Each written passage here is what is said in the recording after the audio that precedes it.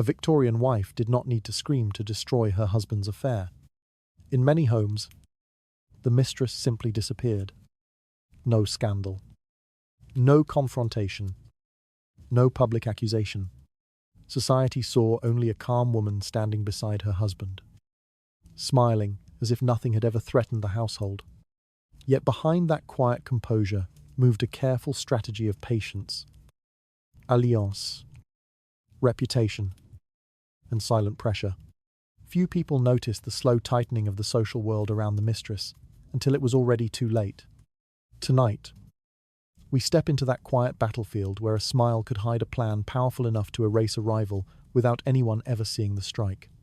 So, before you feel comfortable, take a moment to like the video and subscribe to the channel. Only if your heart truly wants to. If you do like it, leave a little comment letting me know what time it is where you are. Now, dim the lights. Adjust the pillow to fit your head.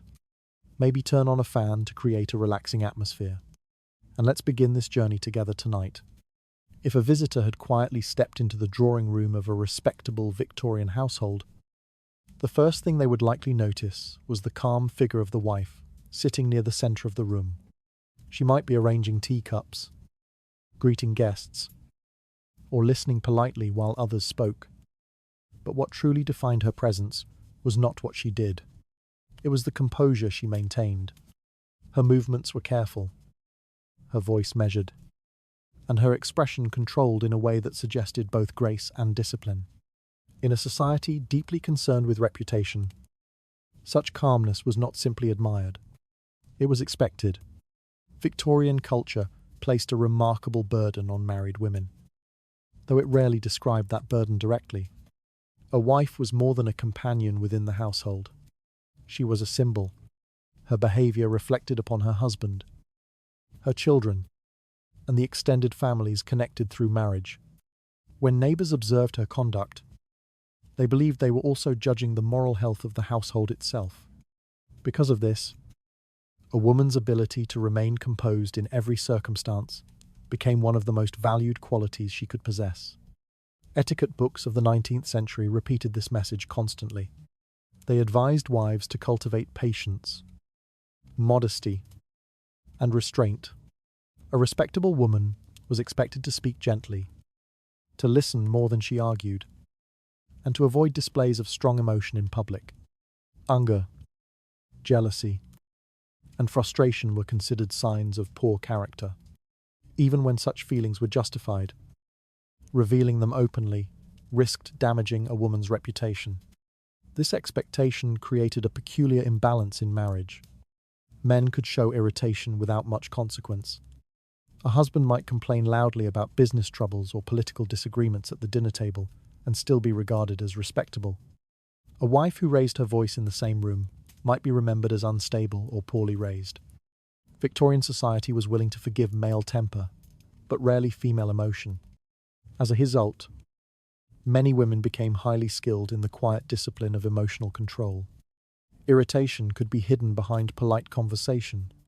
Disappointment might disappear beneath a calm smile. Even deep resentment could be buried so completely that an outsider might never suspect it existed. Social gatherings reinforced this discipline constantly. Dinner parties, church visits, and afternoon calls with neighbors required the same controlled demeanor. Every gesture contributed to the impression that the household was orderly and respectable. The wife was expected to embody this order, almost like a living piece of furniture that anchored the social scene. Behind this performance, however, lay a more complicated reality. Marriage in Victorian society was rarely based solely on affection.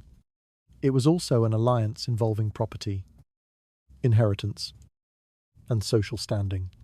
Two families became connected through the union, and each family expected the wife to maintain harmony within that arrangement. If conflict appeared inside the marriage, it threatened more than personal happiness. It risked damaging the reputation of multiple households. For this reason, uncomfortable truths were often ignored rather than confronted openly.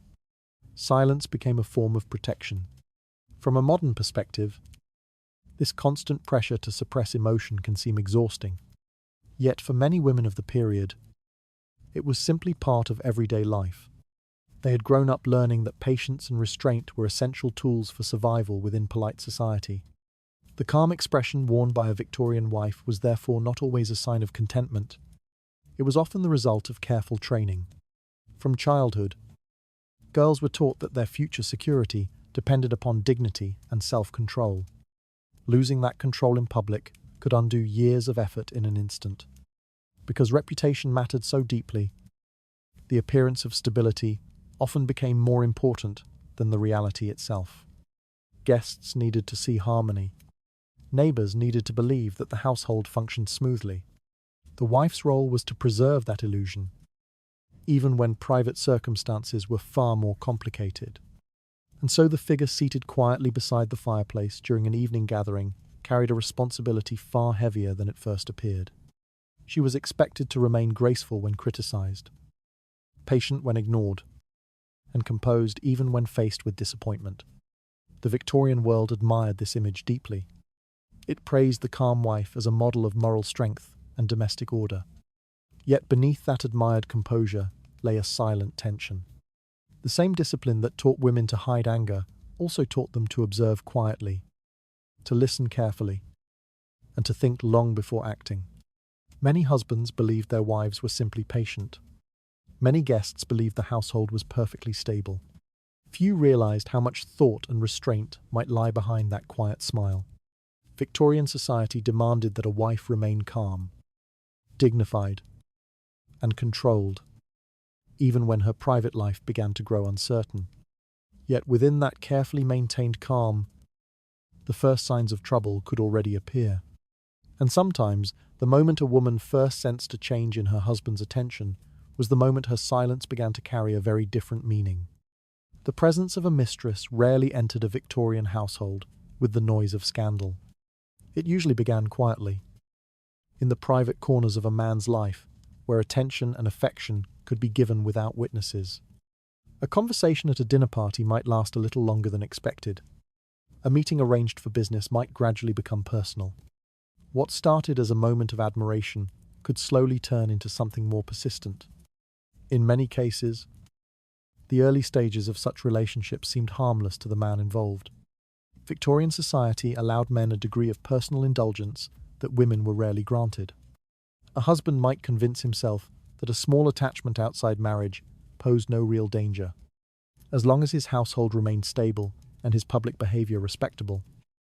He believed the situation could remain under control. Affairs often began with a form of private favoritism. A woman might receive attention that others did not notice at first, a longer conversation, a small gift, a seat placed conveniently close at a dinner table. These gestures could appear innocent when viewed individually. Only over time did their meaning become clearer. The relationship grew in quiet spaces, away from the formal structure of family life. Letters might be exchanged with careful wording. Meetings could occur in distant parts of the city, where familiar faces were unlikely to appear. Victorian cities were crowded places, full of narrow streets and anonymous houses that allowed private arrangements to flourish without drawing immediate suspicion. Yet secrecy in such environments was rarely complete.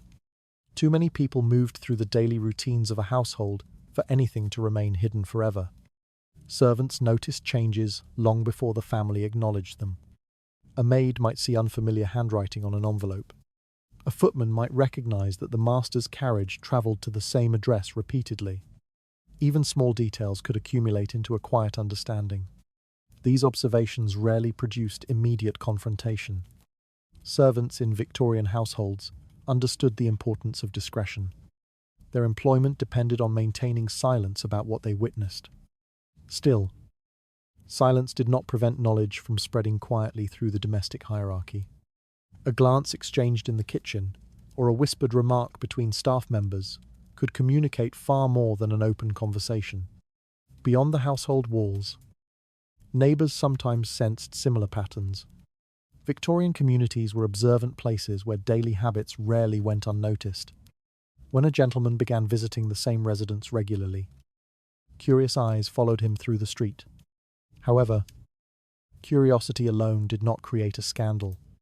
Without open proof, most people preferred to avoid speaking too loudly about what they suspected. Because of this atmosphere, affairs existed in a strange state of partial secrecy. They were hidden enough to preserve public respectability, but visible enough that many individuals quietly understood what was happening. This balance allowed the relationship to continue without immediate consequences. Within this delicate arrangement, the wife occupied a complicated position. Contrary to popular belief, she was not always the first to learn of the affair. Information moved slowly through the layers of Victorian domestic life. Servants whispered carefully. Neighbours hesitated to speak openly. And husbands rarely confessed their behaviour voluntarily. The wife, therefore, often encountered the truth only after the relationship had already developed for some time. The discovery could arrive in unexpected ways. A misplaced letter might reveal unfamiliar affection. A sudden change in routine could raise questions that refused to disappear. Even the subtle shift in a husband's attention might signal that something beyond the household walls had begun to occupy his thoughts. What made this moment especially painful was the realization that others had noticed before she did. Servants might already understand the situation. Friends might have heard rumors circulating quietly through social gatherings. By the time the wife recognized the truth, the knowledge had often been present in the background for longer than she realized.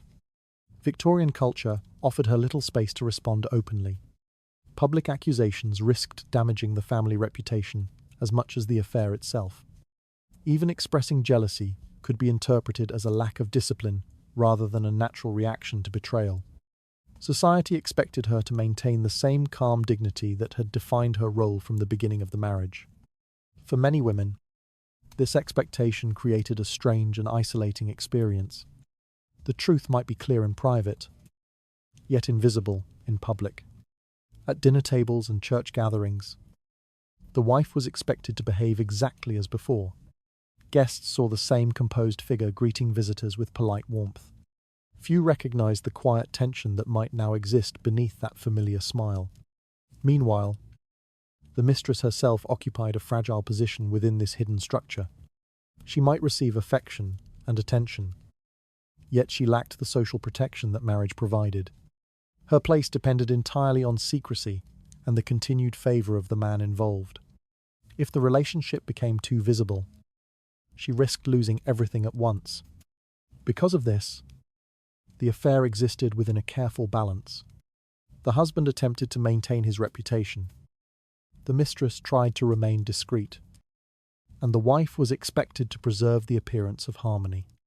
Each person moved cautiously within the same fragile arrangement. From the outside, nothing seemed unusual. The household continued its routines. Invitations were sent and received. Conversations during social visits remained polite and untroubled. Yet beneath this calm surface, the structure of the marriage had already begun to shift. A new presence had entered the quiet order of the household. The change might not yet be visible to the world, but it had already altered everything. A mistress rarely entered a Victorian marriage through open scandal, but through quiet affection that slowly grew into a hidden relationship. What remained concealed from the public was often already understood by servants, neighbours, and distant acquaintances. And when the wife finally recognized what had been unfolding around her, she faced a choice between open conflict and a far more careful response. Public life in Victorian society demanded a careful performance, and few people understood this better than the married women who moved quietly through drawing rooms, church aisles, and evening gatherings. Once a wife became aware that her husband's attention had drifted elsewhere, the challenge she faced was rarely about proving the truth. More often, it was about controlling how that truth appeared, or did not appear, before the watching eyes of society. The first instinct for many Victorian wives was not confrontation but restraint. Public anger carried risks that few women could afford. A raised voice at a dinner party, or a bitter remark overheard in conversation, might travel quickly through the tightly connected networks of polite society. What began as a moment of emotional honesty could easily transform into a story repeated with exaggeration in drawing rooms across the city. Because of this, the most immediate defense available to a wife was often the simplest one. She smiled. The smile itself became a subtle form of protection. It reassured guests that nothing unusual disturbed the household. It signaled composure and discipline. Qualities Victorian culture admired deeply in women. When observers saw that calm expression, they assumed stability remained intact. Questions faded before they could grow into rumors. In many cases, this performance required extraordinary patience. The wife might attend social gatherings alongside her husband, fully aware that whispers about his private attachments circulated quietly through the same room. Yet outwardly, she remained gracious. She greeted acquaintances warmly, spoke politely with visitors, and maintained the steady composure expected of her position. Victorian society rewarded such discipline. A woman who preserved her dignity under pressure was often praised for her strength of character. Friends might describe her as admirable or composed, rarely realizing how much effort such composure demanded. Jealousy, though natural, was considered dangerous when displayed openly. Public displays of resentment threatened to shift attention away from the husband's behavior and toward the wife's reaction. In the eyes of society, emotional control mattered more than the cause of that emotion. A woman who appeared bitter risked being judged more harshly than the man who had provoked her pain. Because of this cultural expectation, many wives learned to treat their emotions as something private, hidden carefully behind layers of polite behavior. At gatherings where gossip floated quietly through conversations, the wife's calm presence acted almost like a barrier against scandal. Observers might watch closely, hoping to detect signs of tension, but the absence of visible conflict often discouraged further curiosity. Without drama to fuel speculation, rumors lost their energy. Victorian society thrived on stories, yet it struggled to sustain interest in situations where nothing dramatic seemed to occur. This ability to maintain outward calm created a powerful illusion. Neighbors continued to see the couple attending church together. Guests were welcomed into the household with the same polite hospitality as before. Conversations during dinner remained pleasant and controlled. To anyone looking from the outside, the marriage appeared undisturbed. Behind that appearance, however, the wife often understood far more than she revealed. Maintaining this careful image served a practical purpose. Scandal could damage not only personal reputation, but also the financial and social stability of the entire household. Invitations to important gatherings might disappear. Business partners might grow cautious. Even the prospects of children within the family could be affected by public gossip. For this reason, many wives treated composure not simply as an emotional discipline, but as a strategic necessity. By preserving the appearance of stability, they prevented outsiders from interfering in the private affairs of the marriage. The fewer questions society asked, the more freedom the wife retained to decide how she wished to respond. The smile, therefore, was not always an expression of acceptance. Sometimes it was a deliberate mask. It allowed a woman to move through public spaces without revealing the calculations taking place quietly within her thoughts. Victorian society rarely recognized this complexity. To most observers, the calm wife represented moral strength and domestic harmony. Her ability to remain gracious under pressure seemed like a natural reflection of feminine virtue. Yet beneath that, admired calm often lay careful awareness. Every conversation, every invitation, and every glance exchanged across a crowded room could provide information about how widely the rumors had spread. The wife listened, she observed, and she continued to smile. In Victorian society, a wife's calm public smile often protected the household from the spread of scandal. While observers admired her composure, they rarely realized how much discipline and calculation stood behind that quiet expression. The moment a woman learned to hide her emotions perfectly was often the moment she began planning what would happen next. In many Victorian households, The moment a wife discovered her husband's attachment to another woman did not produce the dramatic scenes that modern stories often imagine. There were no broken plates, no raised voices echoing through the corridors, and no sudden confrontations that forced the household into chaos. Instead, the reaction that followed was often far quieter. Silence settled over the situation, not because the wife felt nothing, but because she understood too well the consequences of acting openly. Victorian culture admired emotional restraint in women to such a degree that anger could easily damage the very reputation a wife was trying to protect. If she accused her husband publicly, the scandal would not remain confined to him. It would spread through the entire household, attaching itself to her name as well. The wife, therefore, faced a peculiar dilemma. Expressing outrage might satisfy her emotions, but it could also destroy the stability of the life she had spent years maintaining. For this reason, many women chose a different response. They did not shout. They did not accuse. Instead, they waited. To outsiders, this quiet reaction could appear almost indifferent. Guests continued to visit the house and found the same calm hostess greeting them at the door. Dinner conversations remained polite, and the routine of the household moved forward as if nothing had changed. The absence of visible conflict often reassured observers that any rumors circulating beyond the walls were exaggerated. This calmness had a powerful psychological effect on those around her. When anger is expected but never arrives, people become uncertain. Servants, who had anticipated a confrontation, found themselves puzzled by the silence. Friends who suspected tension between husband and wife saw no clear evidence to confirm their suspicions. Even the husband himself might feel momentarily relieved, believing the situation had escaped notice. Yet the absence of visible reaction did not mean the wife had accepted what was happening.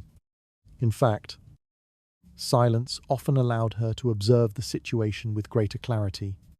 Without the distraction of open conflict, she could watch how the relationship between her husband and the other woman unfolded. She might notice how often he left the house, which acquaintances seemed unusually cautious around her, or how certain letters arrived with increasing regularity. Victorian households were complex environments where information moved quietly through many channels. Servants noticed changes in routine long before they were discussed openly. A cook might observe that dinner was delayed on particular evenings. A footman might recognize the destination of the master's carriage. Small details gathered slowly, forming a picture that only someone patient enough to watch could fully understand. The wife's silence allowed these observations to accumulate. Another advantage of restraint lies in the expectations of society itself. Because Victorian culture assumed women would respond emotionally to betrayal, the absence of visible anger often disarmed those who might otherwise have prepared for confrontation. Friends who expected tears or accusations instead encountered a calm hostess pouring tea with steady hands. This composure could create a strange sense of unease. People felt that something important had happened, yet they could not identify exactly what it was. Without visible drama, the situation remained difficult to define. Rumors lost their urgency when the central figure of the household refused to confirm them. For the husband, this silence could be even more unsettling. Many men expected either forgiveness or anger from their wives. Silence offered neither. It created an atmosphere in which he could not easily predict what his wife knew or how she intended to respond. The absence of confrontation left space for uncertainty.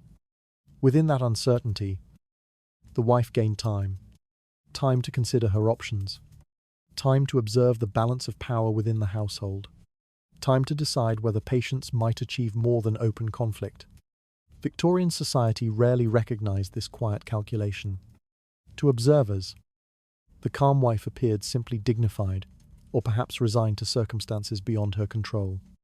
They admired her composure, without realizing that the same composure allowed her to maintain control of the situation in ways that were not immediately visible. Anger might have provided momentary satisfaction, but patience offered something more valuable. It allowed the wife to move carefully, while others remained unaware that anything had begun. The household continued its routines. Guests arrived, servants worked, and conversations drifted through the rooms, as they always had. Nothing dramatic had happened, yet beneath the quiet surface, the wife had already begun to think about what would come next.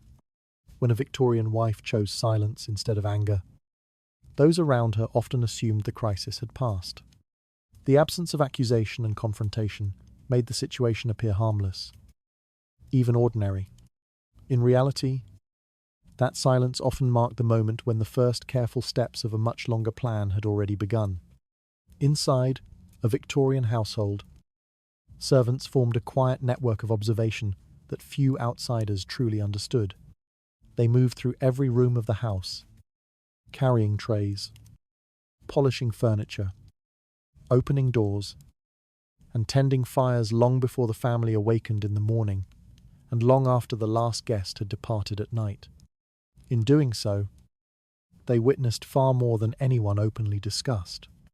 Conversations overheard in corridors, letters delivered discreetly, and changes in routine all passed before their eyes. For a wife attempting to understand what was happening inside her marriage, this network could become an invaluable source of information. Victorian households often employed a surprising number of servants, even in families that were not especially wealthy. A cook controlled the kitchen, maids cared for bedrooms and laundry, a footman assisted with visitors, and a coachman drove the family carriage through the streets. Each person occupied a different corner of domestic life, and each person saw something slightly different. Individually, these observations might seem insignificant. A carriage is leaving the house earlier than usual, a gentleman asking for his coat at an unusual hour, a letter delivered with unfamiliar handwriting. Yet when these small fragments were quietly gathered together, they could reveal patterns that would otherwise remain invisible. The wife stood at the center of this system. Unlike her husband, who might leave the house each day for business or political matters, she spent far more time within the domestic sphere. The servants reported to her, not only for instructions, but also for approval.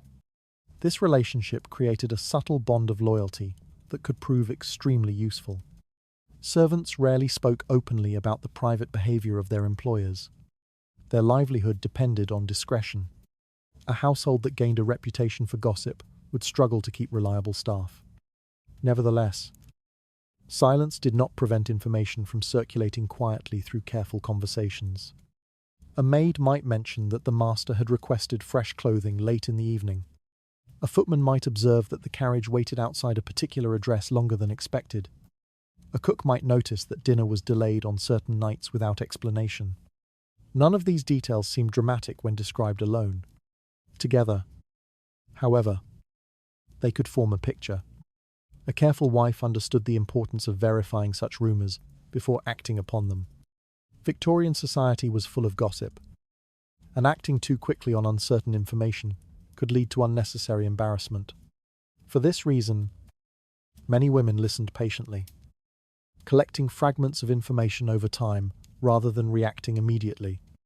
The process required subtlety. A wife rarely questioned her servants directly about delicate matters. Instead, she created an atmosphere in which they felt comfortable sharing small observations without fear. Casual remarks during breakfast instructions or quiet conversations while passing through the kitchen could reveal more than direct interrogation. Trust played a central role in these exchanges. Servants who felt protected within the household were more likely to remain loyal to the woman who managed it. If the wife treated them fairly and defended them when conflicts arose, they often returned that kindness with quiet honesty. Money could also strengthen that loyalty. Victorian households commonly provided small gifts or bonuses to trusted staff members. These gestures were rarely described openly as payment for information, yet the effect was clear. A servant who felt valued had little reason to conceal details that might concern the mistress of the house. In this way, knowledge moved gradually through the household, like water through narrow channels. No single conversation revealed everything. Instead, the wife gathered small pieces of information from different sources until the situation became clear. Meanwhile, The husband often remained unaware that his actions were being quietly observed. Many men underestimated how much servants noticed during their daily duties. A gentleman might assume that a private visit remained invisible simply because no one spoke about it openly. In reality, the servants often knew far more than he imagined. The mistress, too, remained vulnerable to this quiet observation. A letter delivered at the wrong hour, or a visit made too frequently, could leave traces within the network of domestic attention. Even the most discreet relationship produced small disruptions in routine. For the wife, these disruptions provided valuable clues. By the time she acted, she often understood the situation with remarkable clarity. She knew where the meetings occurred, how often they happened, and who within the household had already noticed. This knowledge allowed her to move forward carefully. Instead of reacting to rumors, she acted upon certainty. Instead of confronting uncertainty, she possessed a detailed understanding of the quiet world surrounding her marriage.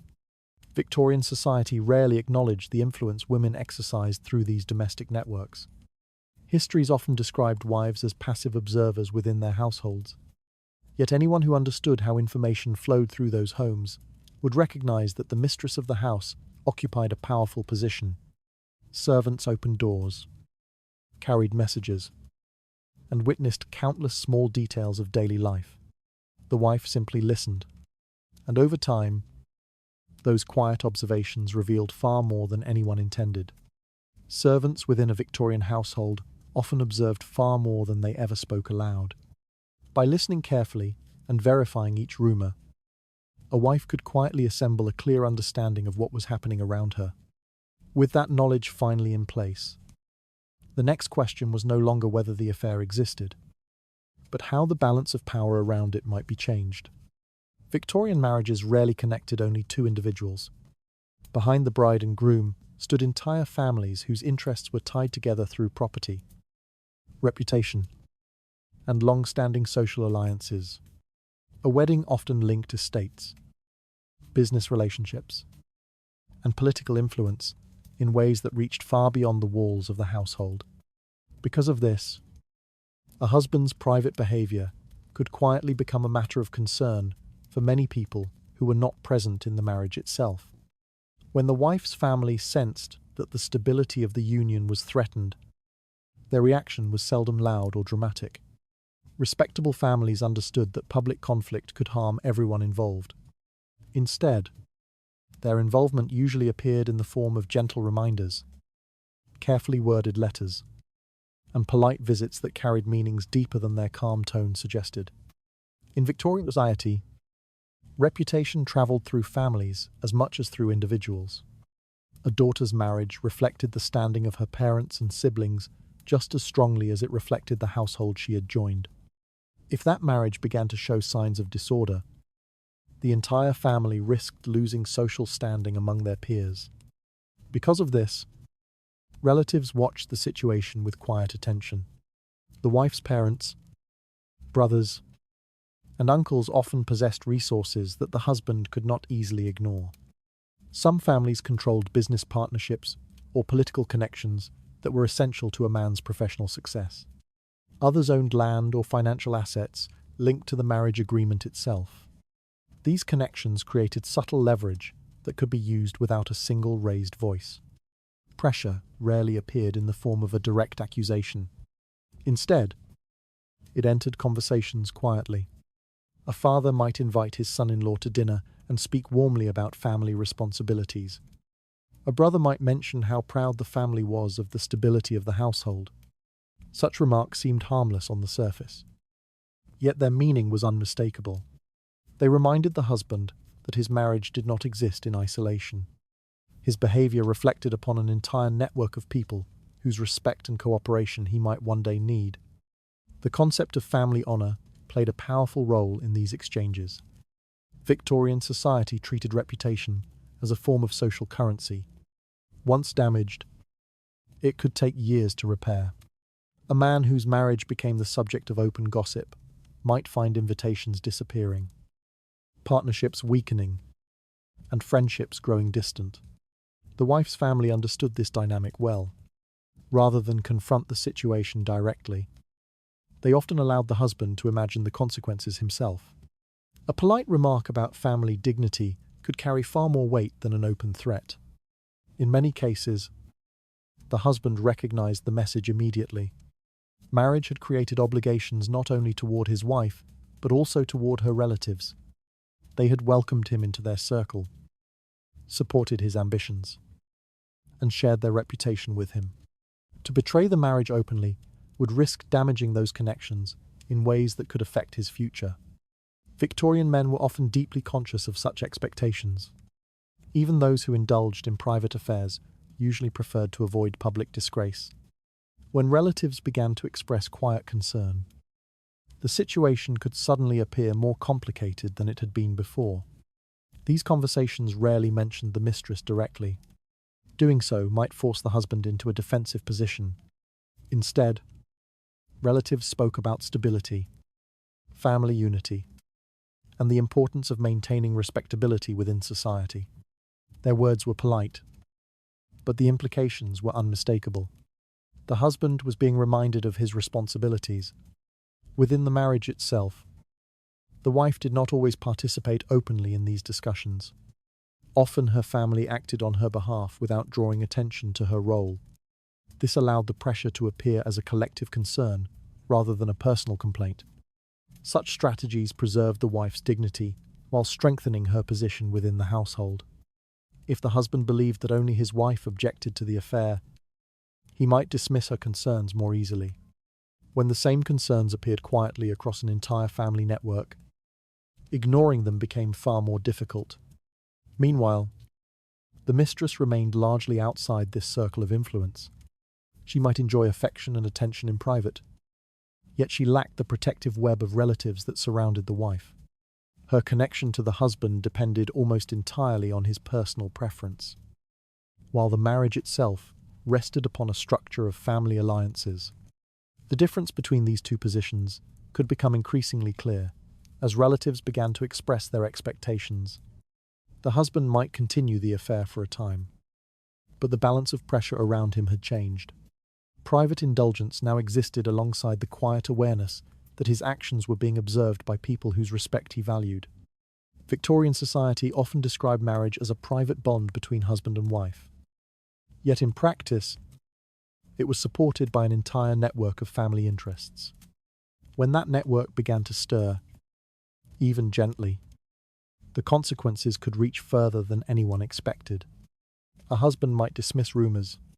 He might ignore small signs of disapproval. But the steady presence of family expectations was much harder to escape. Victorian marriages connected not only two individuals, but entire families whose reputations and interests were intertwined. When relatives began to express quiet concern, the husband was reminded that his private actions carried wider consequences. In many cases, this subtle pressure did not end the affair immediately, but it began shifting the balance of power in ways that would soon become impossible to ignore. Victorian society revolved around a dense web of social gatherings. Invitations, visits, and carefully maintained connections.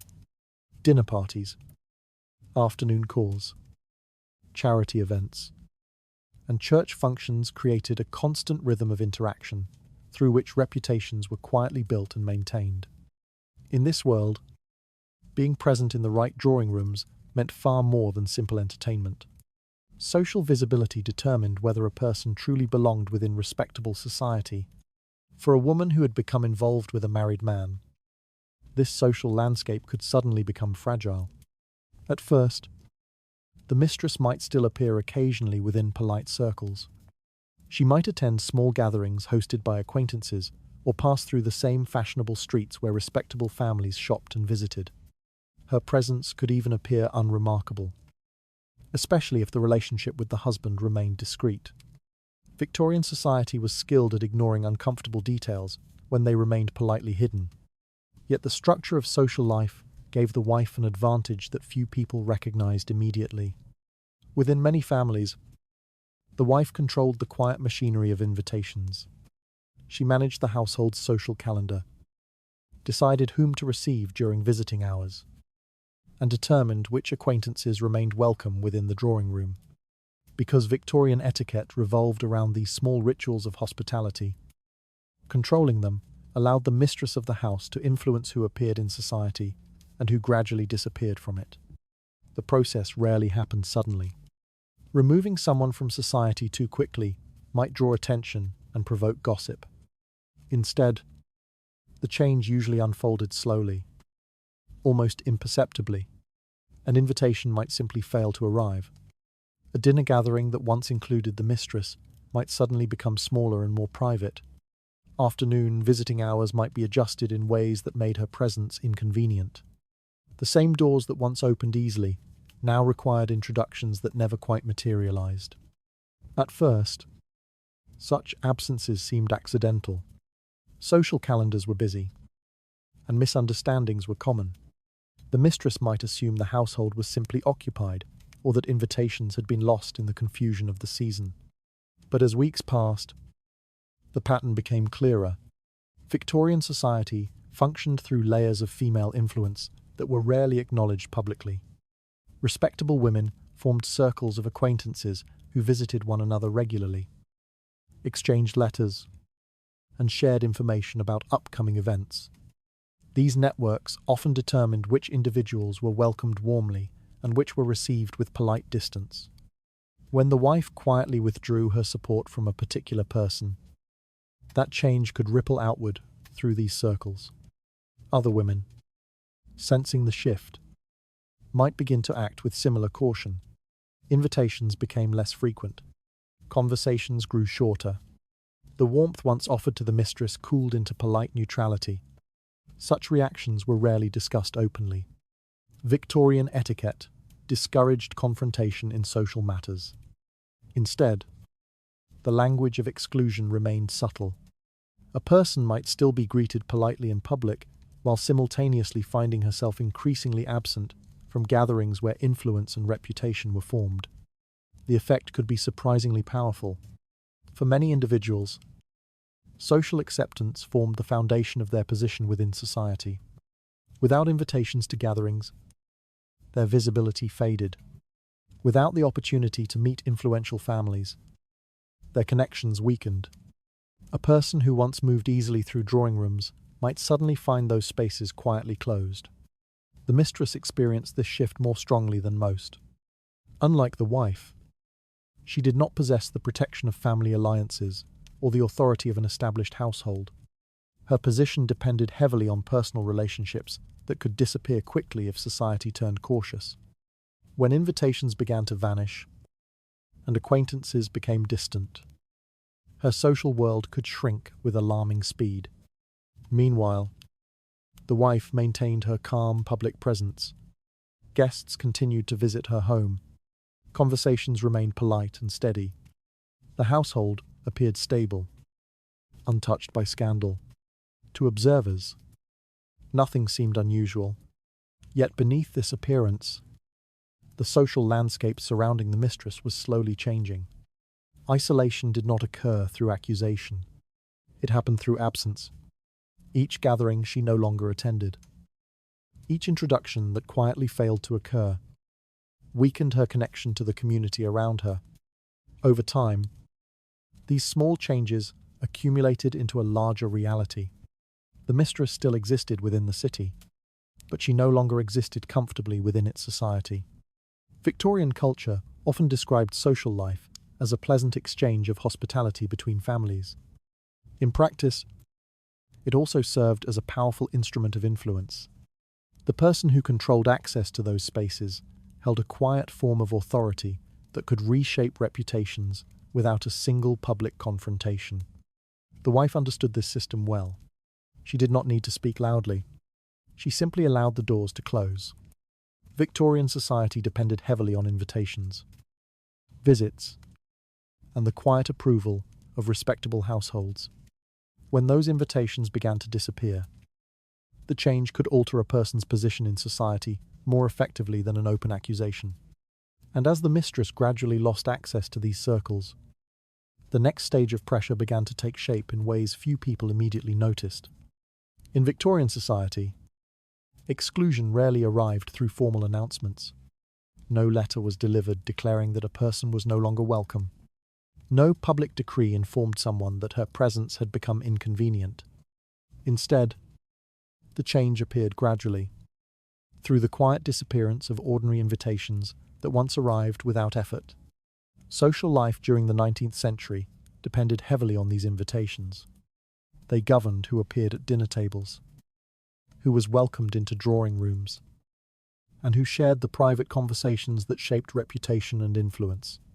To outsiders, such gatherings might appear casual, yet they formed the invisible structure that held respectable society together. For a woman whose position within that structure had begun to weaken, the first sign of trouble often appeared as something small and easily dismissed. An invitation that did not arrive. At first, the absence could be explained away. The household hosting the gathering might be travelling. The guest list might simply be smaller than usual. Victorian social calendars were full, and misunderstandings occurred frequently enough that one missing letter seemed unremarkable. Yet, when the absence repeated itself, the pattern became difficult to ignore. A dinner invitation expected during the autumn season never appeared. An afternoon call that once took place every week quietly stopped. A charity event that previously welcomed familiar faces suddenly seemed to proceed without certain names included. No one explained these changes openly. Victorian etiquette discouraged confrontation in matters of reputation. Instead, exclusion worked through polite silence. People continued to greet one another warmly in public streets, exchange brief conversations at church, and maintain the appearance of civility. Beneath that surface, however, the boundaries of social acceptance could shift rapidly. The mistress often felt this shift long before it was acknowledged openly. At gatherings where she once moved comfortably, she might notice unfamiliar hesitation in the greetings she received. Conversations that once lingered might become shorter. A hostess who had previously encouraged her visits might now appear distracted, promising future meetings that somehow never occurred. None of these gestures alone seemed hostile. They were too polite for that. Yet their effect was unmistakable. Victorian social circles functioned almost like carefully arranged rooms within a large house.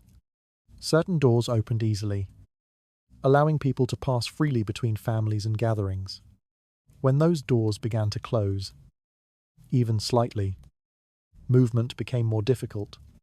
The mistress might still attend occasional events, but she found herself positioned closer to the edges of conversation. The warmth that once welcomed her had cooled into careful neutrality. Invitations arrived less frequently, and when they did, they often came from households with less influence than before. Meanwhile, the wife remained firmly at the center of respectable society. Her home continued to host gatherings. Guests arrived regularly, greeted by the same composed hospitality that had always defined the household. Nothing in her behavior suggested that any conflict existed. The calm dignity she displayed made the situation appear stable, reassuring friends that there was no scandal to disturb the social order. Yet this calm presence quietly shaped the atmosphere around her. Other women, attentive to the signals of social acceptance, often followed her example. If the mistress of a respected household no longer appeared comfortable in the presence of a particular guest, others noticed, without discussion or instruction. Invitations from neighboring families might begin to change as well. This process did not require coordination. It depended only on observation. Victorian society was highly sensitive to subtle shifts in reputation. A person who sensed hesitation from one influential household often chose caution rather than risk association with a potential scandal. Over time, this caution spread quietly through the network of drawing rooms and visiting hours that defined polite life. For the mistress, the effect could feel confusing at first. No one openly rejected her. No one demanded her absence. Yet the spaces where she once belonged began to shrink. The drawing rooms grew quieter. The gatherings became smaller. The invitations stopped arriving. What had once felt like a comfortable place within society slowly transformed into an uneasy distance from it. From the outside, nothing dramatic had occurred. There were no accusations, no public disgrace, and no scandal reported in newspapers. The surface of Victorian respectability remained calm and orderly. Yet beneath that calm surface, an invisible shift had taken place. Doors had begun to close, not with noise or anger, but with quiet precision. In Victorian society, exclusion rarely required open rejection or formal punishment. The disappearance of invitations could change a person's position more effectively than public accusation ever could. As the mistress found fewer doors open to her presence, the next pressure waiting beyond those doors had already begun to gather. Victorian society placed extraordinary importance on the idea of female virtue.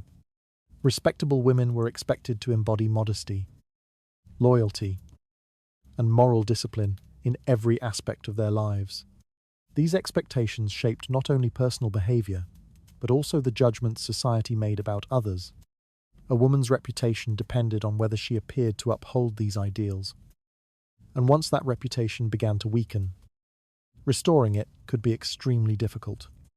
Within this environment, moral standards became a powerful force that could influence social acceptance without the need for direct accusation. A wife who understood the customs of her society rarely attacked the mistress openly. Doing so would risk creating the very scandal she wished to avoid.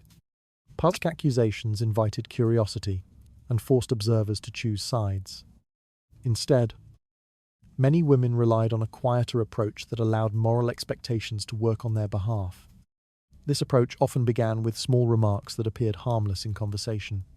During an afternoon visit or a gathering over tea, the wife might speak generally about the importance of loyalty within marriage. She might praise women known for their dignity, or describe how admirable it was when a household remained united despite difficulty. None of these statements mentioned the mistress directly. Yet in Victorian society, such remarks rarely passed unnoticed. Listeners understood the moral language being used. Words like respectability, dignity, and loyalty carried clear meaning within the cultural framework of the time. When spoken by a woman whose marriage had become the subject of quiet rumours, those words could resonate far beyond the immediate conversation. The strength of this strategy lies in suggestion rather than accusation. Victorian etiquette discouraged direct criticism among respectable women. Openly attacking another person's character was considered unrefined and potentially dangerous. Suggestion, however, remained perfectly acceptable. By speaking about general principles instead of individuals, a wife could guide conversations without appearing hostile. Those who heard such remarks often drew their own conclusions. Friends might begin to reconsider their opinions of the mistress. Acquaintances who had previously remained neutral might grow cautious about associating too closely with someone whose reputation seemed uncertain. The absence of direct accusation allowed these judgments to develop naturally. Victorian society was remarkably sensitive to moral reputation. Communities paid close attention to the conduct of women, sometimes with an intensity that modern observers might find surprising. Once doubt entered public conversation, even in subtle form, it could spread quickly through drawing rooms and visiting circles. The wife did not need to confirm the rumours herself. Society often completes that work on its own. This process allowed the wife to maintain her dignity, while the mistress's position slowly weakened. Because the wife never spoke openly against her rival, she remained above the conflict in the eyes of many observers. Her calm references to moral ideals made her appear thoughtful rather than vindictive. Meanwhile, the mistress faced an increasingly uncomfortable atmosphere. Questions might arise quietly during conversations. Someone might ask whether her visits to certain households were entirely appropriate. Another acquaintance might express concern about appearances, suggesting that certain friendships could invite unnecessary gossip. None of these remarks amounted to formal condemnation, yet together they created a climate of doubt.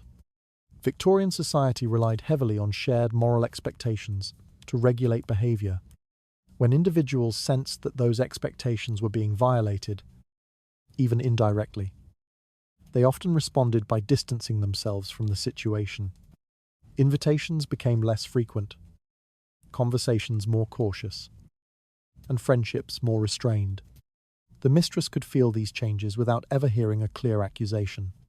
She might notice that discussions stopped when she entered a room. She might sense that acquaintances were watching her more carefully than before. The polite warmth that once surrounded her presence gradually cooled into uncertainty. All of this could occur without the wife ever raising her voice. The strength of the strategy lay precisely in its restraint. By appealing to shared moral values rather than personal grievance, the wife allowed society to act as an unwitting ally. Friends believed they were simply protecting respectability. Neighbours believed they were avoiding unnecessary gossip. Few realised that these judgments had been quietly encouraged. Victorian culture often portrayed moral virtue as a natural quality possessed by respectable women. In reality, it could also function as a subtle instrument of influence. When used carefully, moral language could reshape reputations more effectively than open confrontation ever could. The wife understood this dynamic. She spoke calmly. She chose her words carefully. And she allowed others to interpret those words in ways that gradually changed the social balance around her. Victorian society treated moral reputation as one of the most powerful forces governing social life. By speaking about virtue rather than accusation, a wife could guide how others viewed the situation without appearing hostile. As doubts about the mistress quietly spread through polite society, the next pressure in this quiet struggle was already beginning to emerge. Money moved quietly through Victorian households, shaping daily life in ways that were rarely discussed openly. Bills were paid, purchases arranged, servants compensated, and accounts balanced with careful attention. Although men were usually described as the official heads of family finances, the management of everyday spending often rested in the hands of the wife. She oversaw household accounts, supervised purchases, and decided how resources were distributed within the home. Because of this position, she possessed a form of influence that was both practical and subtle. An affair, however discreet, rarely existed without cost. Gifts were purchased, letters delivered through paid messengers, carriage rides arranged across the city, and private meetings held in rented rooms or quiet establishments. Each of these gestures required money. While affection might have motivated the relationship, maintaining it required a steady flow of financial support. At first, these expenses might appear small: a bouquet here, a piece of jewellery there, or the cost of a carriage waiting beyond the household gates. Yet, over time, such expenses accumulated quietly, especially when the husband believed he could sustain them without drawing attention. For a wife who had begun to understand the situation, these financial traces could reveal almost as much as whispered rumours. Victorian households operated through a network of accounts that rarely remained entirely private. Payments for servants, clothing, food, and entertainment passed through the same channels that supported every aspect of family life. When unusual expenditures began to appear, they rarely escaped notice for long. The wife did not need to confront her husband directly to influence this system. Instead, she could begin adjusting the flow of money in small, careful ways. Household accounts might suddenly require stricter attention. Purchases that once passed quietly through the ledger might now require explanation. Expenses could be reorganized, priorities reconsidered, and allowances reviewed under the polite language of responsible management.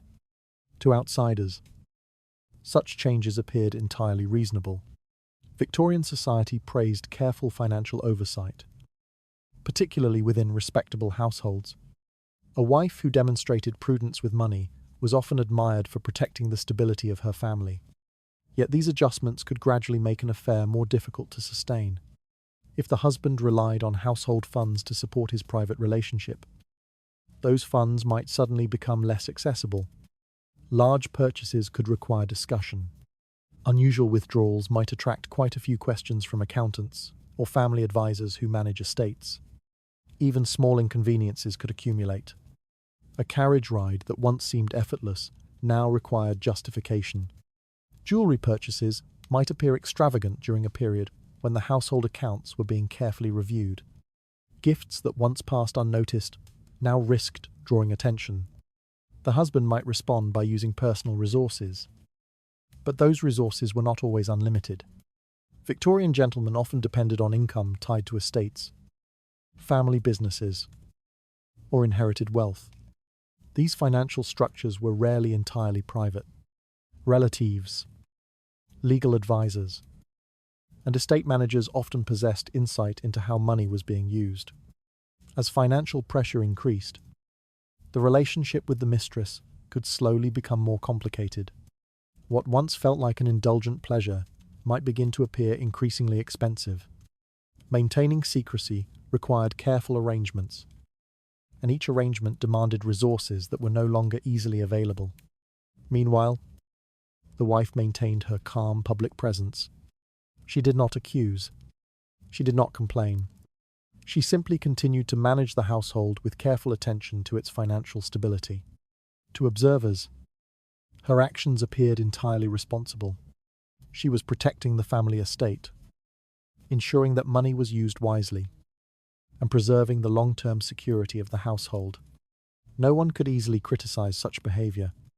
Yet beneath this responsible appearance, the financial environment surrounding the affair had changed. Every gift required greater effort. Every meeting required additional expense. Every attempt to maintain the relationship demanded more resources than before. The mistress, too, began to feel the consequences of these changes. Gifts might arrive less frequently. Carriages might appear less reliably. The easy flow of generosity that once defined the relationship could become uncertain. Victorian society rarely described money as a weapon in domestic conflicts. Yet financial influence could shape behavior more effectively than emotional confrontation. By quietly tightening the structure of household finances, the wife altered the conditions under which the affair existed. Nothing had been forbidden. No accusation had been spoken. But the relationship had become more difficult to sustain. The husband now faced a choice he might not have expected. Continuing the affair required increasing effort, and the cost of that effort was rising. Victorian households depended on carefully managed financial systems that shaped daily life behind the scenes. By tightening control over those systems, a wife could quietly make an affair more difficult and more expensive to maintain.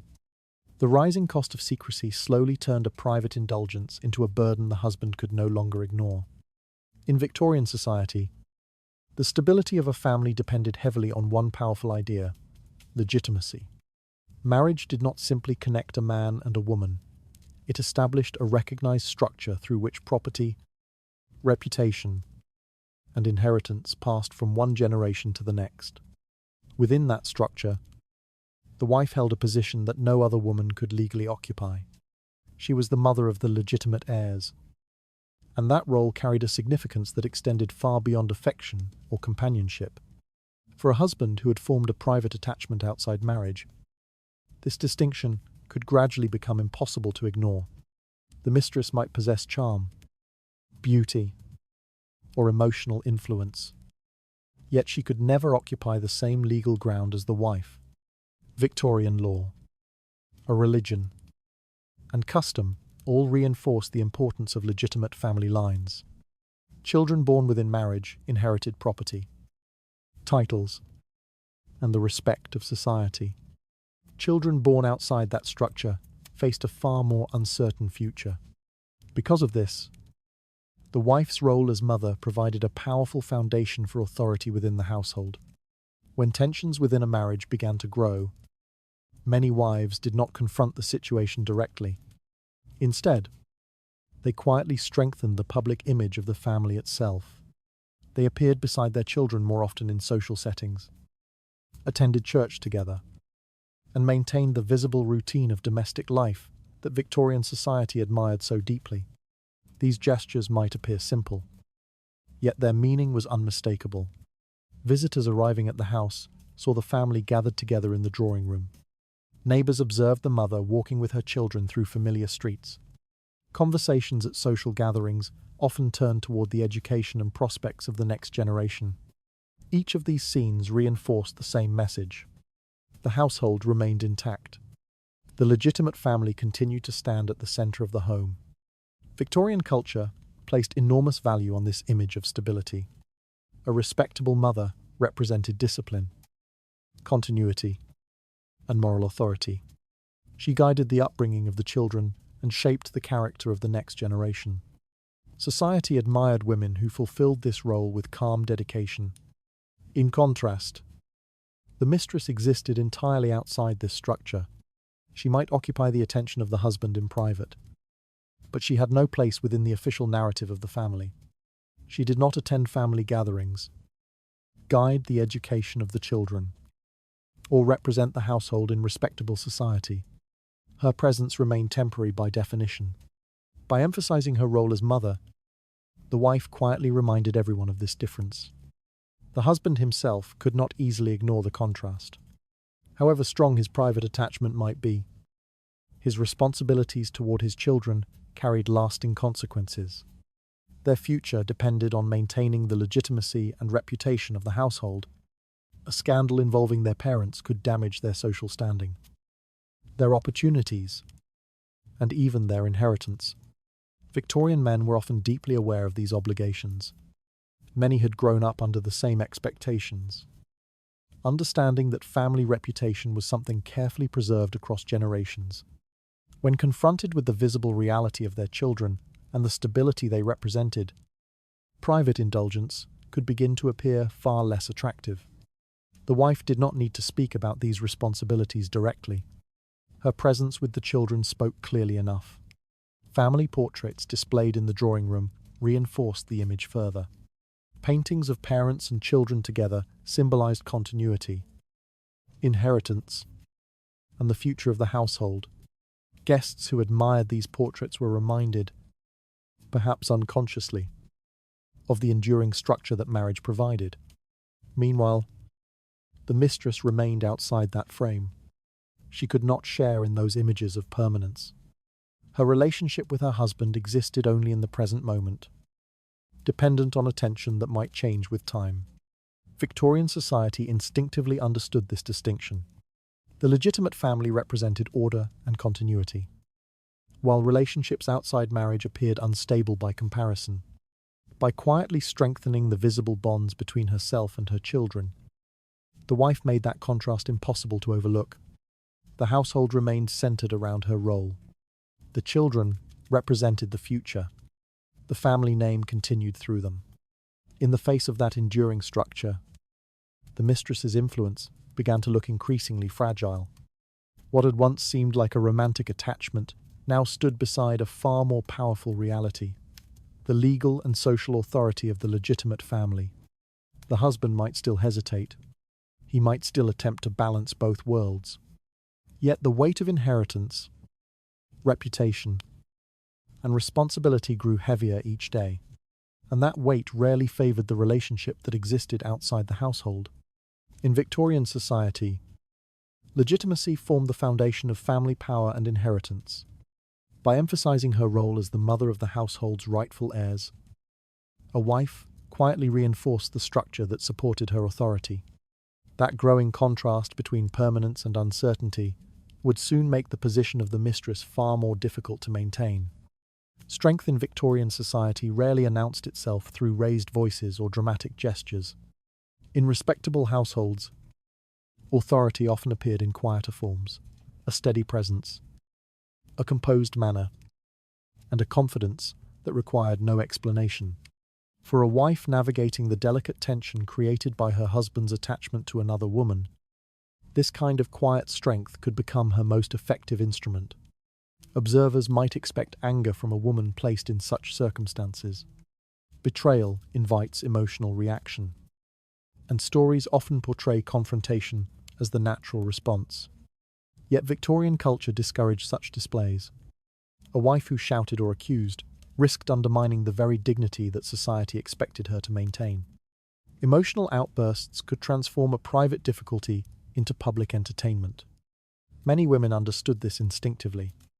Instead of responding with visible fury, they strengthened something far more powerful: their presence. The wife continued to appear in the same social spaces she had always occupied. She hosted gatherings in her home, attended church with quiet composure, and greeted guests with the calm hospitality that defined respectable households. Nothing in her behavior suggested uncertainty or defeat. This consistency carried enormous influence. Victorian society valued stability deeply. A woman who maintained dignity under pressure appeared admirable in the eyes of others. Friends and acquaintances noticed the absence of drama. They saw a hostess who remained gracious, a mother who continued guiding her household, and a figure who seemed firmly rooted in her position. Such steadiness had a remarkable effect on the surrounding social environment. When a wife appeared confident and composed, it became difficult for others to imagine that her position within the marriage was threatened. Rumors that might have grown stronger in the presence of visible conflict instead lost their urgency. People assumed that if the wife herself appeared untroubled, the situation must not be serious. Meanwhile, the mistress faced a far more uncertain experience. Her position depended heavily on the perception that the marriage had weakened or become unstable. If society believed the wife had lost influence, the mistress might appear to occupy a growing space within the husband's life. Yet when the wife stood firmly in her place, maintaining the image of a stable household, that perception began to collapse. Guests who visited the house encountered the same composed hostess as before. Conversations flowed easily. Children moved comfortably through the rooms. The household appeared orderly and secure. Under such circumstances, the mistress's presence began to look increasingly out of place. Victorian society rarely favoured uncertainty. People preferred relationships that fit clearly within accepted structures. Marriage represented one of those structures. It offered legitimacy, stability, and a recognised place within the social order. The mistress, by contrast, occupied a position defined by secrecy and ambiguity. When the wife appeared confident in public spaces, that contrast became sharper. One woman stood openly at the centre of respectable society. The other remained hidden in the margins, dependent on private arrangements that could never fully enter the light of public approval. This difference influenced how people behaved around them. Friends continued to visit the wife's home without hesitation. Invitations to gatherings arrived regularly. Conversations remained warm and welcoming. Her presence felt natural within the rhythm of Victorian social life. The mistress, however, began to sense a subtle shift. Conversations paused when she entered certain rooms. Invitations arrived less frequently. Some acquaintances, who once greeted her warmly, now appeared cautious, uncertain about how closely they wished to remain associated with her.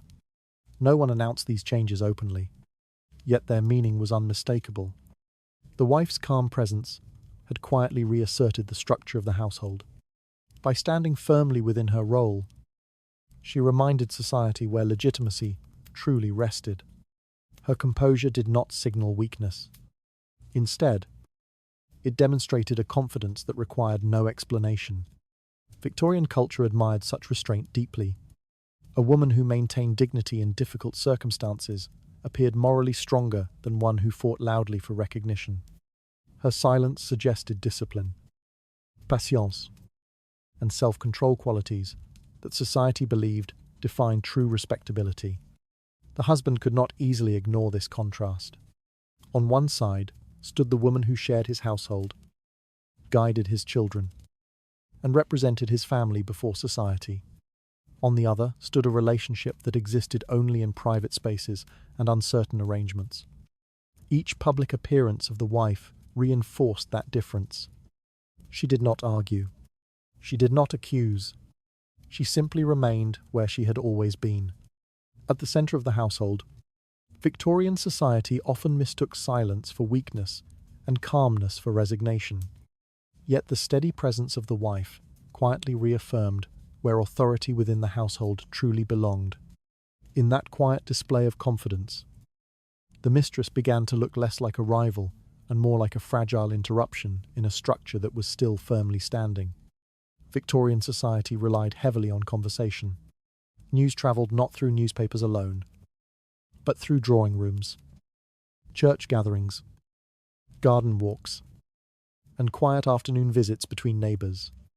Information passed from one household to another in the form of polite remarks, curious questions, and half-finished observations. In such an environment, a single rumour could move through an entire community with surprising speed. For a wife whose marriage had become the subject of quiet speculation, controlling that flow of conversation could become just as important as managing the situation inside the household itself. Rumours rarely began with clear accusations. They emerged gradually, often from small details that people struggled to interpret. Someone might notice that a gentleman spent time in an unfamiliar part of the city. Another person might recall seeing him speak frequently with the same woman at social gatherings. Each fragment alone seemed harmless. Together, however, they formed the outline of a story. If no one guided that story, it could easily take a direction that damaged the reputation of the family. Victorian wives understood this risk well. Reputation was one of the most fragile forms of social currency. Once lost, it could take years to recover. Because of this, many women took careful steps to shape how others understood the situation long before rumours reached their full strength.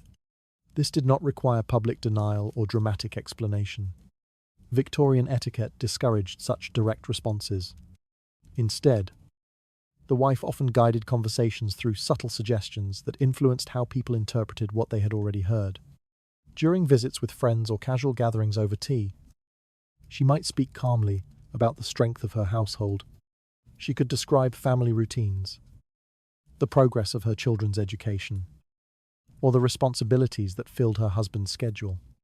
These remarks seemed ordinary, yet they quietly established a narrative of stability. Listeners rarely questioned such statements. In Victorian society, the appearance of order often carried more weight than hidden suspicions. When a wife spoke confidently about her family life, acquaintances tended to accept her version of events rather than challenge it with uncertain rumours. Sometimes the strategy involved acknowledging a small part of the truth while carefully framing it harmlessly.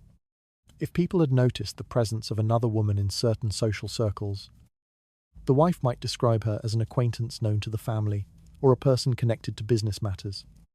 Such explanations did not deny the possibility of familiarity, but they removed the sense of scandal that gossip required to grow. The effect of these remarks was subtle but powerful. Conversations that might have turned into speculation instead settled into polite acceptance. Friends repeated the wife's explanation when speaking with others. Often without realizing, they were reinforcing the narrative she had quietly introduced. In this way, the wife remained ahead of the rumour rather than chasing it. Victorian communities often trusted the calm voice of a respectable woman more than uncertain whispers moving through social gatherings. If the mistress of a household appeared composed and confident, many people assumed the situation was under control. Doubts faded when they encountered the reassuring presence of the person most directly involved. Meanwhile, the mistress faced a very different position within this flow of conversation. She lacked the authority to define the story surrounding her presence. Any explanation she offered might appear defensive or self-serving. Without the protection of marriage or family standing, her words carried less weight in the eyes of society. As a result, the version of events quietly presented by the wife often became the one people repeated. Victorian gossip did not disappear entirely, but it changed direction. Instead of focusing on the possibility of scandal within the marriage, conversations emphasized the stability of the household and the dignity with which the wife conducted herself. This shift protected the family's reputation while leaving the mistress increasingly isolated within the narrative. People still spoke about her, but their tone became cautious. Without confirmation of wrongdoing, they hesitated to attach serious accusations to her name. The story lacked the dramatic certainty that gossip required to flourish. All of this occurred without the wife raising her voice or confronting anyone directly. She simply ensured that her version of events reached the right ears first. Victorian society rewarded such composure. A woman who handled delicate matters quietly was admired for her wisdom and self-control. Friends described her as sensible and dignified, unaware that her calm conversations had quietly guided the entire direction of public opinion. The household continued its routines. Guests arrived for dinner. Children played in the garden. And within drawing rooms across the city, people repeated a version of the story that kept the family's reputation intact. The wife had not silenced the rumour. She had simply decided what the rumour would become. Victorian society depended on conversation to shape reputation and social standing. By quietly guiding how people understood the situation, a wife could transform uncertain gossip into a narrative that protected her household. With the story now moving in a safer direction, another force waiting beyond the household walls was ready to exert its influence. Victorian society rested upon two powerful institutions that shaped everyday life far more than many people openly acknowledged. One was the law, which defined property, inheritance, and the official structure of marriage. The other was the church, which defined morality and the expectations placed upon individuals within that structure. Together, these institutions created a framework that strongly favoured the position of the legitimate wife. Marriage during the 19th century was not merely a private arrangement between two individuals. It was a legal contract recognised by courts, reinforced by religious authority, and protected by social custom.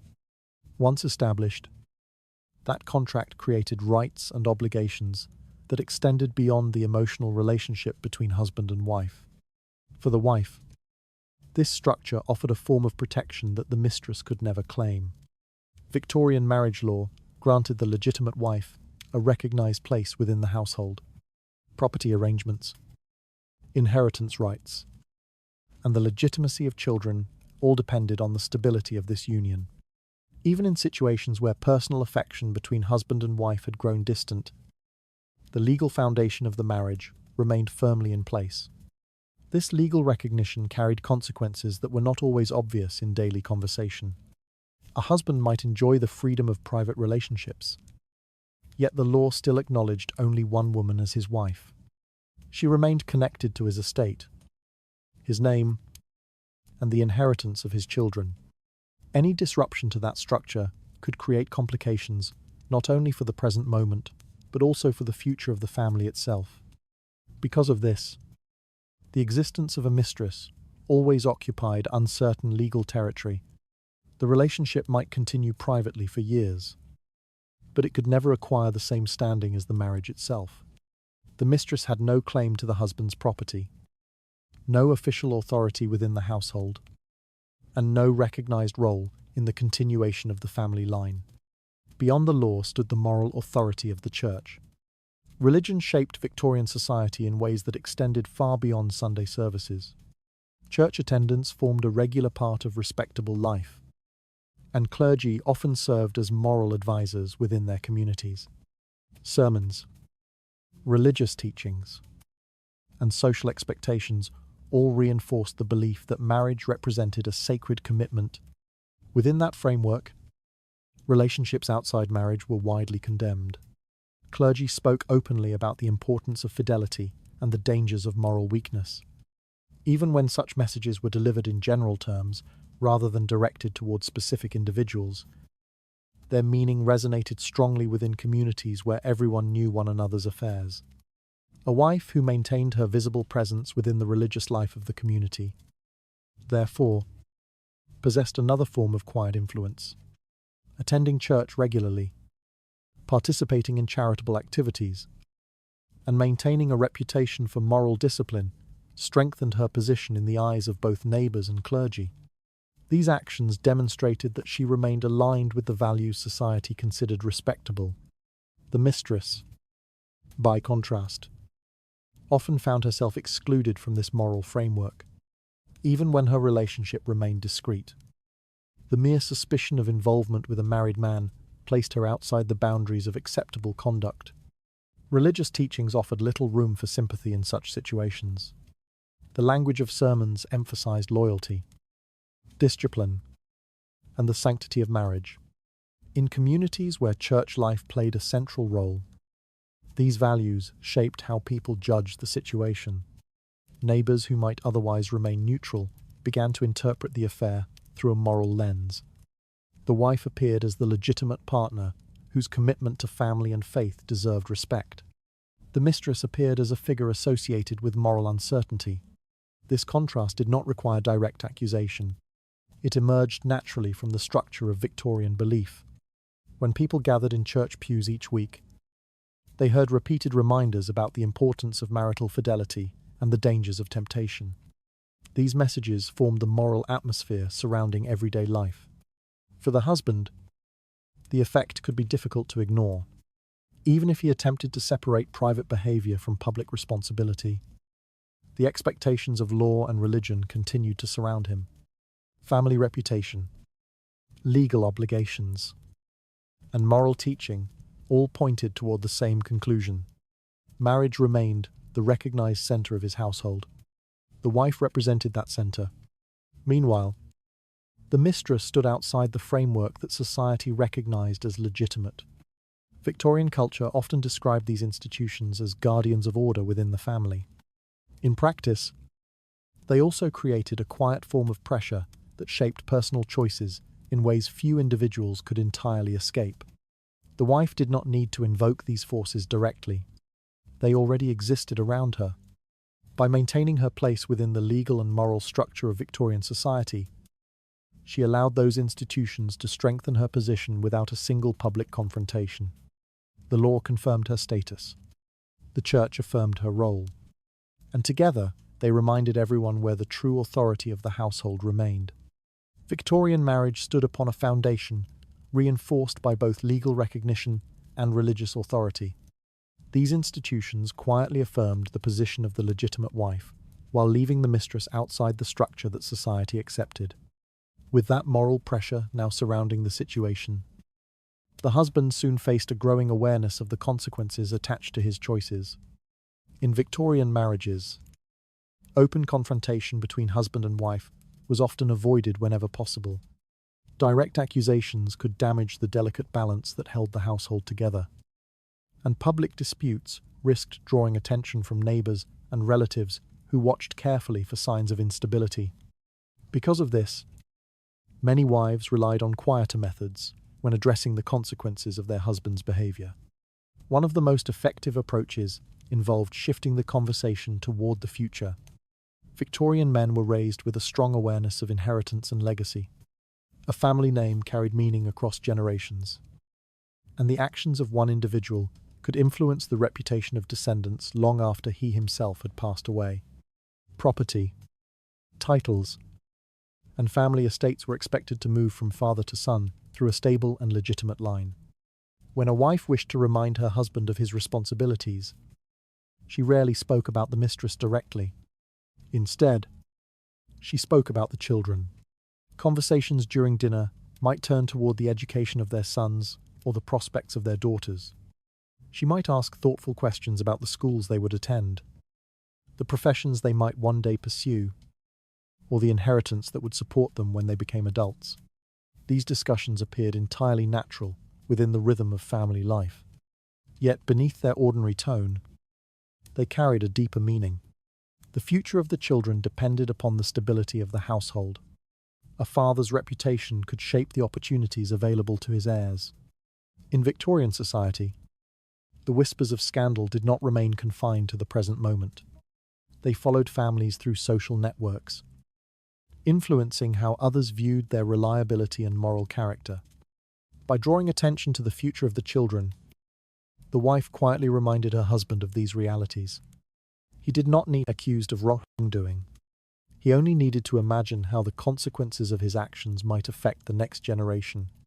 Such reminders could appear during seemingly harmless moments. While discussing family portraits, the wife might mention how important it was for future generations to look back upon their ancestors with pride. When speaking about property or estate management, She might reflect on the responsibility of preserving the family's standing for those who would inherit it. Each of these remarks carried the same quiet suggestion. The husband's choices today would shape the world his children would enter tomorrow. Victorian men often took such considerations seriously.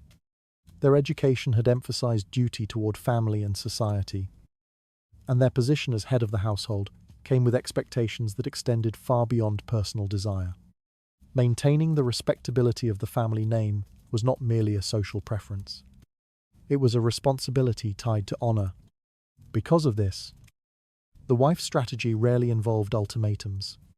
Demanding that the husband end the affair could provoke resistance or defensiveness. An ultimatum forced him into a position where pride might become more important than judgment. Victorian wives who understood this dynamic often chose a different path. They offered choices instead. During calm conversations, the wife might speak about the importance of stability within the household.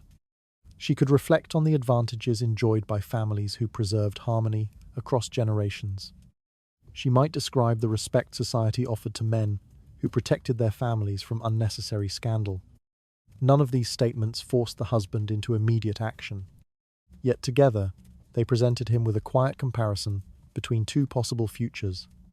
One path involved continuing the affair, risking whispers that might follow the family name for years. The other involved restoring the stability that society expected from a respectable household. The wife did not need to state which option she preferred. The contrast spoke for itself. In this way, the husband began to feel pressure without hearing a direct accusation. The conversation remained calm, respectful, and entirely consistent with the tone of ordinary family life. Yet its implications became increasingly difficult to ignore. He might begin to consider how relatives would interpret his behavior. Business partners might wonder about his reliability. Friends who valued respectability might distance themselves if the scandal grew too visible. Most importantly, his children would inherit whatever reputation he left behind. Victorian fathers often cared deeply about this legacy. Their position in society depended not only on wealth, but also on the perception of moral responsibility. A man who appeared careless with his household risked losing the respect of the very community that defined his social standing. Through careful conversation, the wife allowed these possibilities to emerge gradually in the husband's own thoughts. She did not threaten him. She did not demand a confession. She simply guided the conversation toward the consequences that already existed. The choice remained his. Yet the risks had become impossible to overlook. Victorian wives often avoided confrontation by guiding their husbands to reflect on the future of their family and the legacy they would leave behind. Instead of issuing demands, they allowed the husband to recognize the dangers of scandal through his own sense of responsibility. When that realization began to take hold, fear of social consequences soon replaced the confidence that once protected the affair. Fear in Victorian society rarely arrived through shouting or open confrontation. It emerged slowly, often disguised as unease rather than panic. A man might wake one morning with the vague sense that something around him had begun to change. Nothing dramatic had occurred, yet the familiar world that once felt secure no longer appeared entirely stable. For a husband involved in a quiet affair, that shift often began not inside the relationship itself, but in the atmosphere surrounding it. At first, the affair might have seemed harmless. The meetings were private, the conversations discreet, and the household continued its routine without visible disruption. The husband might believe that careful behavior and a bit of luck were enough to keep the situation under control. Yet, Victorian society possessed an extraordinary sensitivity to reputation. A gentleman's position depended not only on wealth or family connections, but also on the perception that he maintained order within his household. Stability was a virtue that extended beyond personal happiness. It influenced how business partners viewed him, how neighbors welcomed him, and how relatives trusted him with shared responsibilities. When that perception began to weaken, even slightly, the consequences could ripple outward in unexpected ways. The first signs were often subtle. A conversation at a club might pause when he approached the table. An acquaintance who once spoke freely might now appear cautious, choosing his words with unusual care. Invitations that once arrived regularly might become less frequent, replaced by polite explanations about busy schedules or limited gatherings. None of these changes was openly connected to the affair, yet together they created a quiet sense of uncertainty. The husband might begin to wonder who knew about the relationship and how widely the rumours had spread. Victorian communities thrived on observation, and even the most discreet arrangements rarely escaped notice forever. A carriage driver, to a servant, or a curious neighbour might have seen more than he realised. The absence of open accusation made the situation even more unsettling. If someone confronted him directly, he could deny the claim or defend himself. Silence offered no such opportunity. Instead, he faced the unsettling possibility that people were discussing his behaviour without revealing their knowledge openly. Meanwhile, the wife continued to behave with calm dignity. Her composure had an unexpected effect on the situation. Because she did not accuse him publicly, the responsibility for protecting the household's reputation seemed to fall more heavily upon his own shoulders.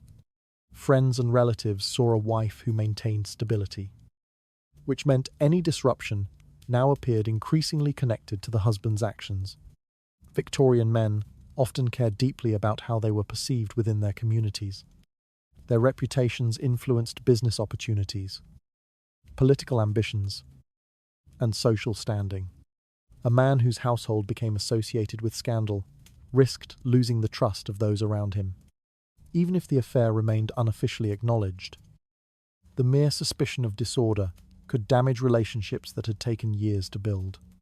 Gradually, the husband began to recognize how fragile his position had become. The affair itself might still bring moments of excitement or comfort, yet those moments now existed alongside a growing awareness of risk. Each meeting carried the possibility of discovery. Each conversation with friends raised the question of how much they already understood. The mistress, who once appeared as a welcome escape from responsibility, now existed within this atmosphere of uncertainty. Her presence no longer felt entirely separate from the husband's public life. The two worlds he had once kept apart were slowly moving closer together. The boundaries that protected the affair began to look less reliable than before. At the same time, the stability of his household remained clearly visible. Visitors continued to see the wife guiding the home with calm authority. Children moved confidently through their daily routines. The structure of family life appeared strong and undisturbed. Against that backdrop, the affair began to look less like a harmless indulgence and more like a dangerous imbalance. Victorian society admired men who protected their households and maintained order within their families. A husband whose behaviour threatened that order could quickly lose the respect of those who once admired him. The realization often arrived quietly. No one needed to threaten him. No one needed to accuse him. He only needed to imagine what might happen if the rumours surrounding his behaviour became impossible to ignore. In that moment, confidence gave way to caution. The husband who once believed he controlled the situation now understood that the situation might be controlling him. Victorian men rarely feared their wives' anger as much as they feared the judgment of society. When whispers about a private affair began to touch their reputation, the security they once felt could disappear quickly. That growing unease often marked the moment when the balance of power within the quiet struggle began to shift. At the beginning of many Victorian affairs, the mistress often possessed a subtle advantage that was easy to overlook. Her position was not recognized by law, nor protected by religion. Yet the private attention of the husband gave her a kind of temporary influence. That influence did not come from status or inheritance. It came from proximity. She was close to her husband during moments when the responsibilities of his household felt heavy. Within that private space, she could offer sympathy, admiration, or simple companionship. Victorian men, burdened by expectations of authority and restraint, sometimes found comfort in such attention. The mistress, existing outside the formal structure of marriage, seemed to represent a world that felt lighter and less demanding. At first, this closeness created the illusion of stability. The husband arranged meetings carefully. Carriages waited at quiet corners. Letters travelled discreetly between hands. And trusted servants ensured that the arrangement remained hidden from curious observers. As long as secrecy held, the relationship could continue without obvious consequences. Yet secrecy was never a permanent shield. Over time, the environment surrounding the affair began to change. Small adjustments within the household and the wider social circle slowly altered the balance that had once protected the mistress. Invitations to gatherings grew fewer. Familiar faces that once welcomed her presence began to disappear from the room she visited. Victorian society functioned through networks of recognition. A person's place within these networks depended heavily on how others perceived their reputation. When suspicion emerged around a woman's involvement with a married man, that perception shifted rapidly. The same acquaintances who once treated her with polite warmth might now respond with cautious distance.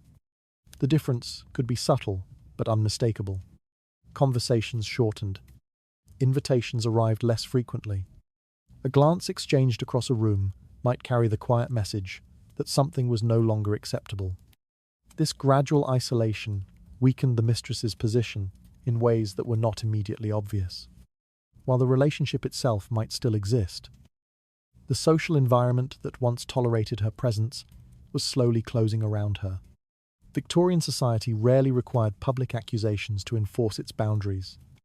Disapproval could spread silently through absence. Meanwhile, the husband's behavior began to change as well. The growing awareness of risk made him more cautious. Meetings that once felt spontaneous now required greater care. The possibility of discovery lingered in his thoughts, and that awareness affected how often he appeared beside the woman whose presence now attracted unwanted attention. The mistress noticed these changes, even when they remained unspoken. A delay in correspondence, a cancelled visit, or a conversation that ended too quickly could reveal more than words. What once seemed like steady affection now appeared less certain. The emotional certainty that had once supported the relationship began to weaken. Victorian affairs often relied on the illusion that private feelings could exist independently from public life. Yet, as social pressure increased, that illusion became harder to maintain. The husband's responsibilities did not disappear simply because he wished to escape them. His family, his reputation, and his obligations remained firmly connected to the structure of marriage. Against that structure, the mistress's position looked increasingly fragile. She had no recognized authority within the household, no claim to inheritance, and no public acknowledgement that might secure her place in society. The relationship existed only through the husband's willingness to continue it. When that willingness began to waver, the foundation beneath the affair started to shift. Victorian communities understood this imbalance instinctively, even without direct interference. Social expectations worked quietly to restore the hierarchy that placed the legitimate family at the center of respectable life. The mistress, once protected by secrecy and private affection, now faced the reality of isolation. Without allies in influential circles and without public recognition, her influence gradually diminished. The admiration that once surrounded her could disappear quickly once suspicion replaced curiosity. For the husband, the relationship no longer felt like an escape from responsibility. Instead, it began to resemble a risk that threatened the very stability he had spent years building. In that moment, the advantage the mistress once held, her closeness to the husband during his moments of weakness, lost much of its power. What had once been a private refuge now appeared as a fragile arrangement exposed to the judgment of society. And Victorian society was rarely forgiving toward those who stood outside its accepted order. The mistress, who once enjoyed the protection of secrecy and affection, gradually found herself isolated from the networks that once tolerated her presence. As that isolation deepened, the relationship lost the quiet support that had allowed it to survive in the shadows. What followed was often a withdrawal that appeared voluntary, though it rarely began that way. By the time many Victorian affairs reached their final stage, the ending rarely arrived through confrontation or scandal. Instead, it unfolded through a quiet adjustment that allowed everyone involved to step away without openly acknowledging what had happened. To observers, the change appeared ordinary. A familiar face simply stopped appearing. Within the delicate structure of Victorian society, this quiet disappearance was often described as a voluntary withdrawal. The mistress might suddenly decide to travel. She might visit relatives in another town, or accept an invitation to remain with distant family for an extended period. Sometimes she moved to a new residence altogether, leaving the streets and drawing rooms where her presence had once been recognized. These explanations were rarely questioned too closely. Polite society understood the importance of preserving appearances. Asking direct questions could create the very scandal everyone hoped to avoid. Instead, acquaintances accepted the explanation offered, nodding politely and allowing the matter to fade into the background of daily life. To outsiders, the situation seemed resolved with remarkable calm. Yet beneath this calm surface lay a complex arrangement of pressures that had gradually made the mistress's position impossible to maintain. Social isolation, quiet moral judgment, and the growing hesitation of the husband had all combined to narrow her options until departure appeared to be the only practical solution. Calling the decision voluntary made the process easier for everyone. The mistress could leave without admitting defeat. The husband could return his attention fully to his household without appearing cruel. The wife could preserve the dignity of her marriage without forcing a public confrontation. In this sense, the disappearance functioned as a form of social compromise. Victorian culture placed enormous importance on maintaining order within respectable families. Public scandal threatened not only individuals but entire networks of relationships that depended on trust and stability. A dramatic exposure of the affair would have forced neighbours, relatives, and colleagues to take sides. Silence prevented that outcome. When the mistress withdrew quietly, the delicate balance of appearances remained intact. People who suspected the truth were spared the discomfort of discussing it openly. Conversations continued as if nothing unusual had occurred.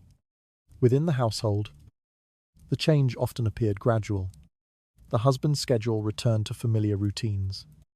Evening hours that had once been spent elsewhere were now occupied by family dinners, social visits, or business engagements.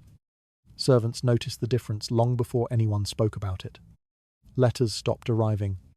Carriages no longer waited discreetly at distant corners.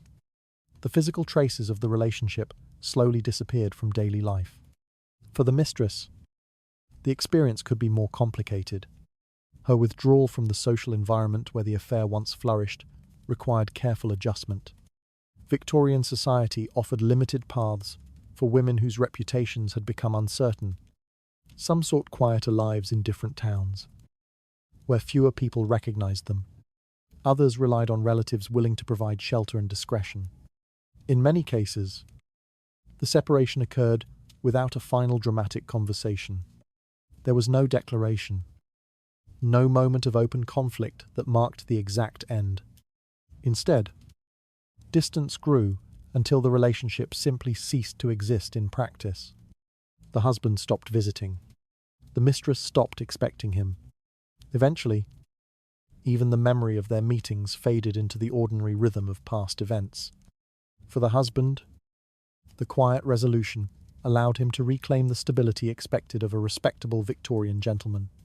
His household appeared orderly once again, and the whispers that once surrounded his behaviour gradually lost their urgency. For the wife, the result confirmed the effectiveness of patience and restraint. She had not needed to expose the affair publicly. She had not demanded apologies or dramatic gestures. By maintaining composure and allowing social pressures to work gradually, she preserved both her dignity and the structure of her household. Victorian society often described this outcome as a restoration of order. The legitimate family remained intact, The husband resumed his responsibilities. Mistress vanished from the visible world of respectable society. The absence of scandal was treated as proof that the problem had resolved itself. Yet the quiet nature of the ending should not be mistaken for simplicity. Behind the calm exterior lay months or even years of subtle maneuvering, shifting alliances, and carefully managed appearances. Each stage of the process relied on the understanding that public harmony mattered more than private truth. In that environment, silence became the final instrument of resolution. The mistress departed without protest. The husband returned to his place within the household, and society continued forward as if the entire episode had been nothing more than a brief disturbance in an otherwise orderly world. Victorian affairs rarely ended with open scandal, but with a disappearance that allowed everyone to preserve their public dignity. The mistress left quietly.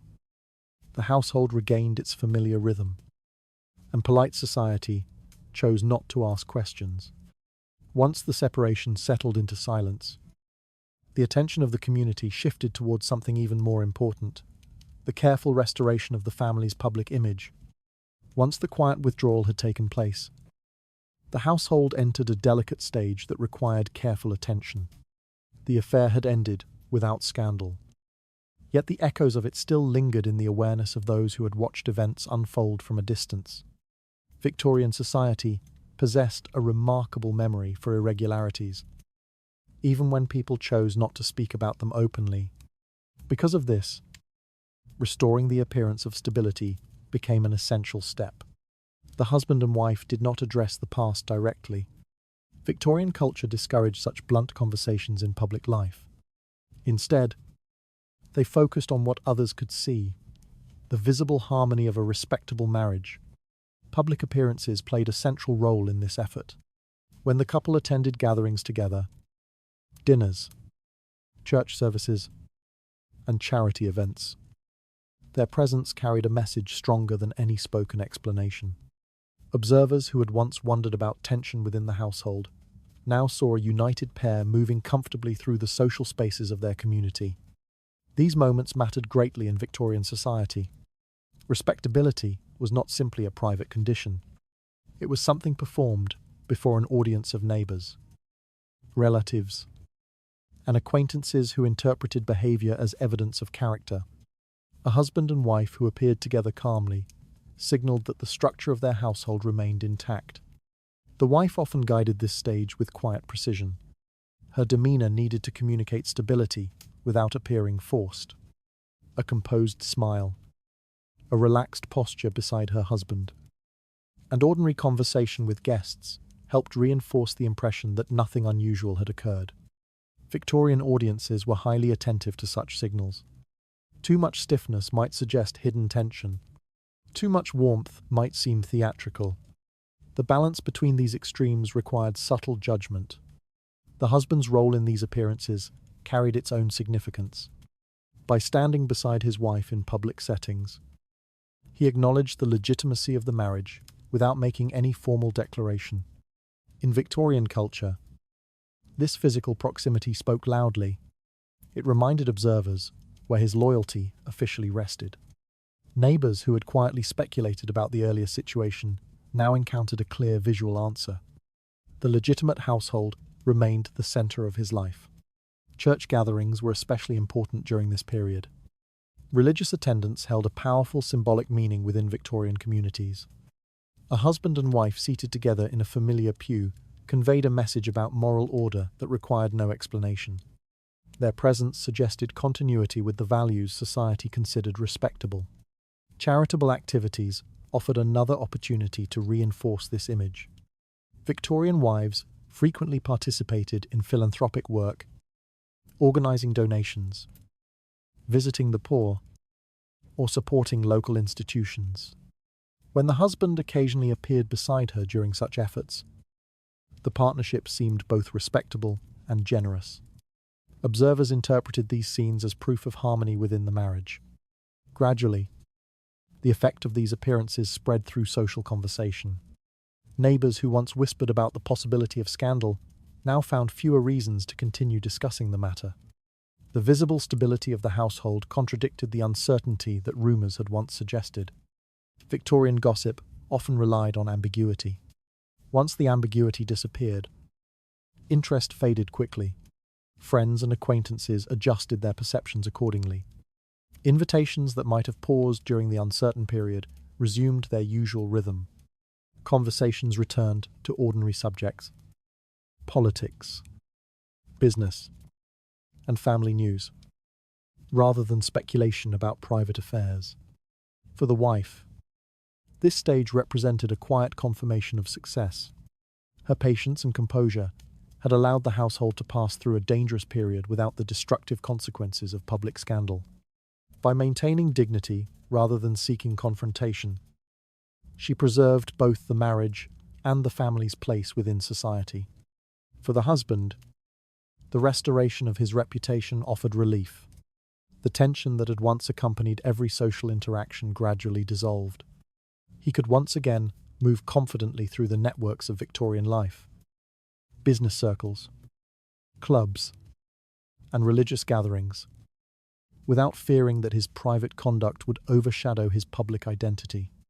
Meanwhile, the absence of the mistress became less noticeable with each passing week. Victorian society possessed a remarkable ability to forget what it preferred not to remember. Once stability appeared secure again, the community quietly redirected its attention toward other matters. The affair slipped into the background of memory. The household continued its routines, and the couple's shared presence in public spaces allowed the past to fade without ever being discussed directly. This restoration of the image was not merely cosmetic. In Victorian society, appearance shaped reality. A family that looked stable and respectable became stable and respectable in the eyes of others. Reputation functioned as a kind of social currency, and once restored, it allowed life to proceed without further disturbance. The marriage remained, the household endured, and the public world accepted the quiet conclusion without demanding explanations. Victorian households often restored their reputation through carefully managed appearances rather than public confessions. By presenting unity before their community, the husband and wife allowed lingering rumours to lose their strength. In the calm that followed, the entire episode began to resemble something that had never truly existed at all. In many Victorian stories of scandal, people often expect dramatic endings. They imagine confrontations, accusations spoken aloud, or reputations collapsing in a single moment of public humiliation. Yet the reality of many domestic conflicts during the 19th century looked very different. More often than not, the resolution arrived quietly. No shouting echoed through the drawing rooms. No public accusations appeared in newspapers. The affair that once seemed capable of shaking a household simply faded from view, leaving behind a silence that looked almost peaceful. Victorian society valued order above almost everything else. Families depended on reputation to maintain their place within a carefully structured social world. Business relationships, political alliances, and friendships all rested on the belief that respectable households remained stable. Any scandal that disrupted this image threatened far more than the individuals involved. Because of this, many conflicts were resolved in ways designed to prevent open exposure. The absence of a scandal meant nothing had happened. It meant the people involved understood the cost of allowing events to unfold publicly. Quiet solutions protected everyone from the unpredictable consequences of gossip spreading beyond control. In the case of the affair, the disappearance of the mistress created exactly that kind of solution. No court proceedings were necessary. Victorian divorce laws existed, but they were complicated, expensive, and capable of attracting enormous public attention. A divorce case could place private letters, personal testimony, and embarrassing details before an audience eager for sensation. Most families preferred to avoid such outcomes entirely. Instead, the matter resolved itself through absence. The woman who had once occupied the shadows of the husband's private life simply ceased to appear. Invitations no longer included her name. Familiar streets no longer saw her passing carriage. Within weeks, Her absence began to look natural. Victorian communities often accepted these quiet changes without demanding explanations. Politeness played a powerful role in maintaining social harmony. People learned to ignore what they could not discuss comfortably. A gentleman might notice that a certain woman was no longer present at gatherings where she had once appeared regularly. He might even suspect the reason. Yet he would rarely ask direct questions. The silence surrounding the event acted as a protective barrier. Without accusations, there could be no formal punishment. Without public acknowledgement, the scandal lacked the fuel required to grow. Rumours that once circulated quietly lost their momentum when no new information appeared to confirm them. In time, the affair began to resemble a story half remembered. Victorian households relied heavily on this ability to let uncomfortable events dissolve into the background of daily life. Stability depended on preserving appearances, and appearances depended on people choosing not to examine certain matters too closely. For the wife, this quiet outcome represented the most favourable resolution possible. Her dignity remained intact. She had not been forced into public conflict, and her marriage continued to stand within the boundaries of respectable society. By allowing the situation to end without spectacle, she preserved both her reputation and the structure of the household. For the husband, the absence of scandal offered a second chance. His reputation had approached a dangerous edge, yet it had not fallen. By returning to his responsibilities and presenting a stable household before society, he could gradually restore the trust that had begun to weaken. Even those who suspected the earlier affair eventually lost interest. Victorian gossip required visible drama to survive. Without confrontation, without punishment, and without clear confirmation, the story lacked the excitement necessary to hold attention for long. Other subjects soon replaced it. New political debates emerged. Other families experienced their own small disturbances. The endless rhythm of social life moved forward, carrying curiosity toward fresher topics. Meanwhile, the quiet disappearance of the mistress remained the only tangible trace of what had once threatened the stability of the household. Her absence functioned almost like an unspoken agreement between everyone involved. No one mentioned the past. No one asked questions. And no one forced the truth into the open. In this way, Victorian society managed to resolve a potentially explosive situation without violence, without formal judgment, and without the dramatic consequences that modern observers might expect. The conflict ended not through confrontation but through disappearance. And disappearance, within the delicate machinery of Victorian respectability, could be more powerful than punishment. The affair ended without scandal, without legal punishment, and without any moment of public collapse. What remained was a quiet absence that allowed society to move forward as though nothing had ever happened. Beneath that calm resolution, however, lay a deeper lesson about how power could operate most effectively when it remained unseen. Victorian society often presented women as fragile figures who existed within strict boundaries of obedience and modesty. Public speeches, political offices, and legal authority were largely reserved for men. On the surface, this arrangement suggested that women possessed very little influence over the direction of events within their households or their communities. Yet the reality was more complex.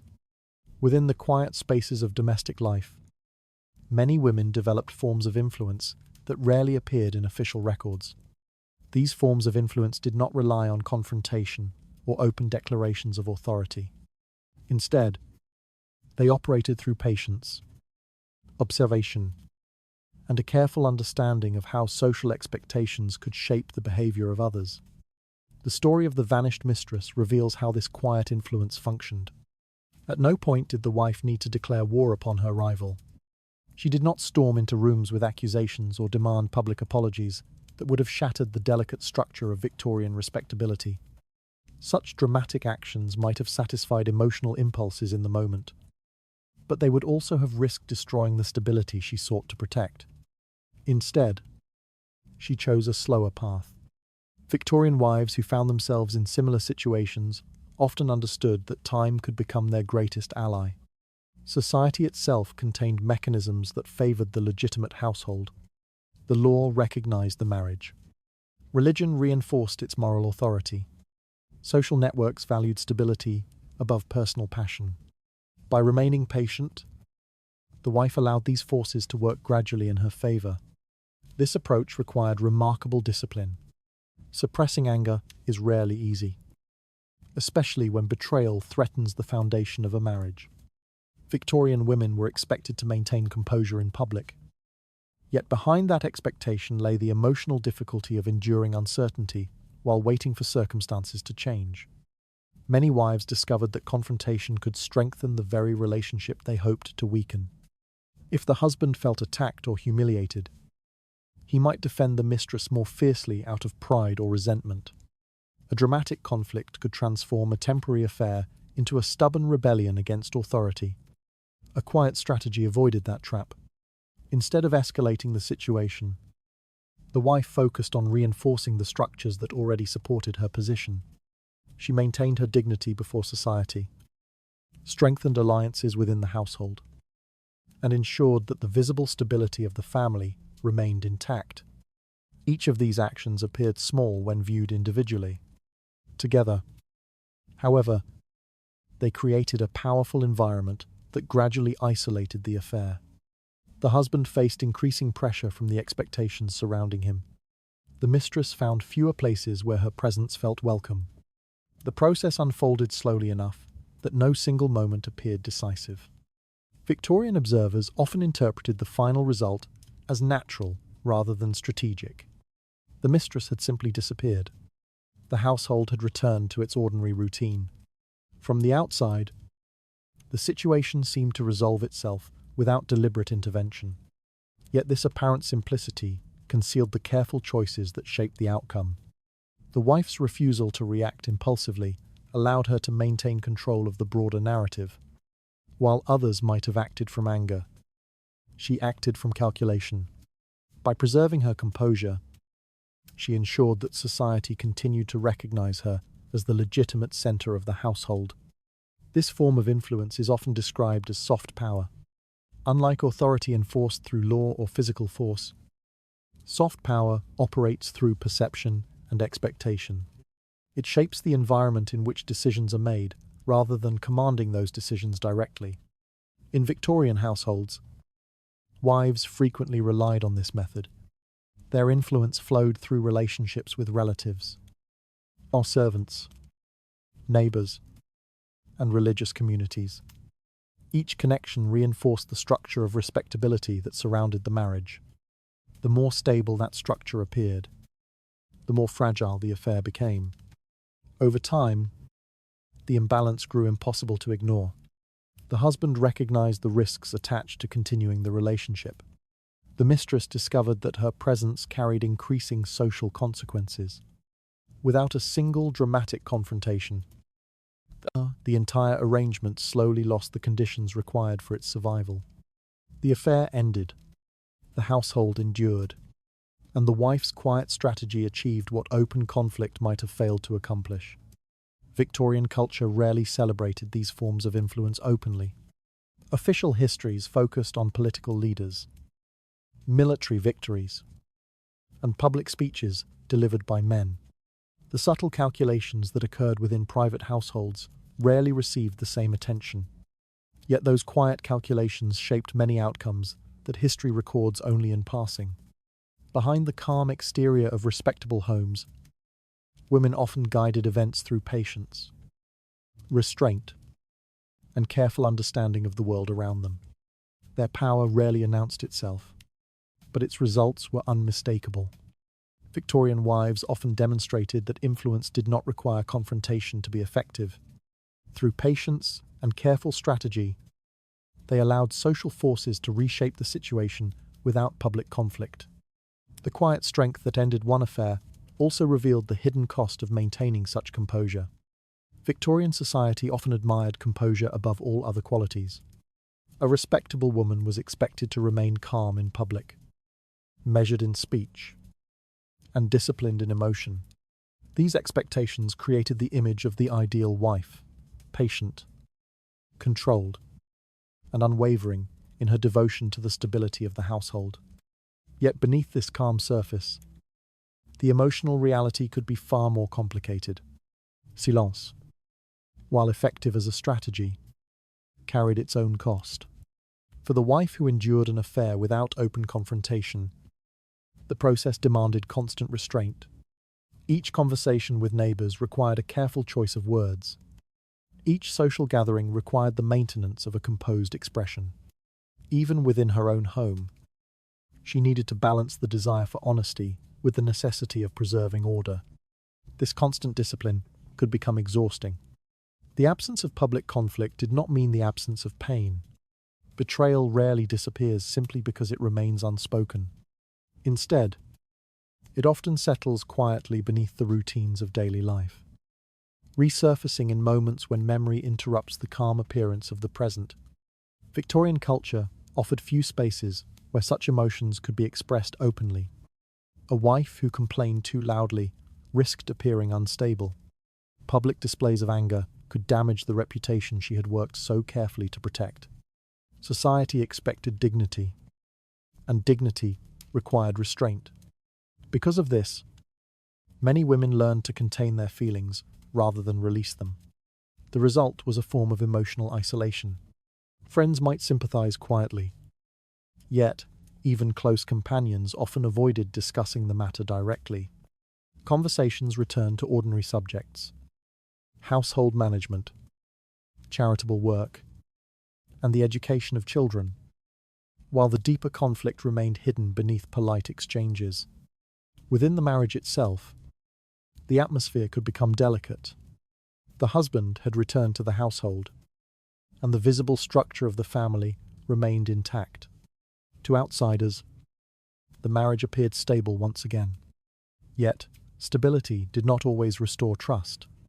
Trust, once damaged, rarely returns to its original form. The wife might continue to fulfill her role with the same composure that had guided her through the earlier conflict.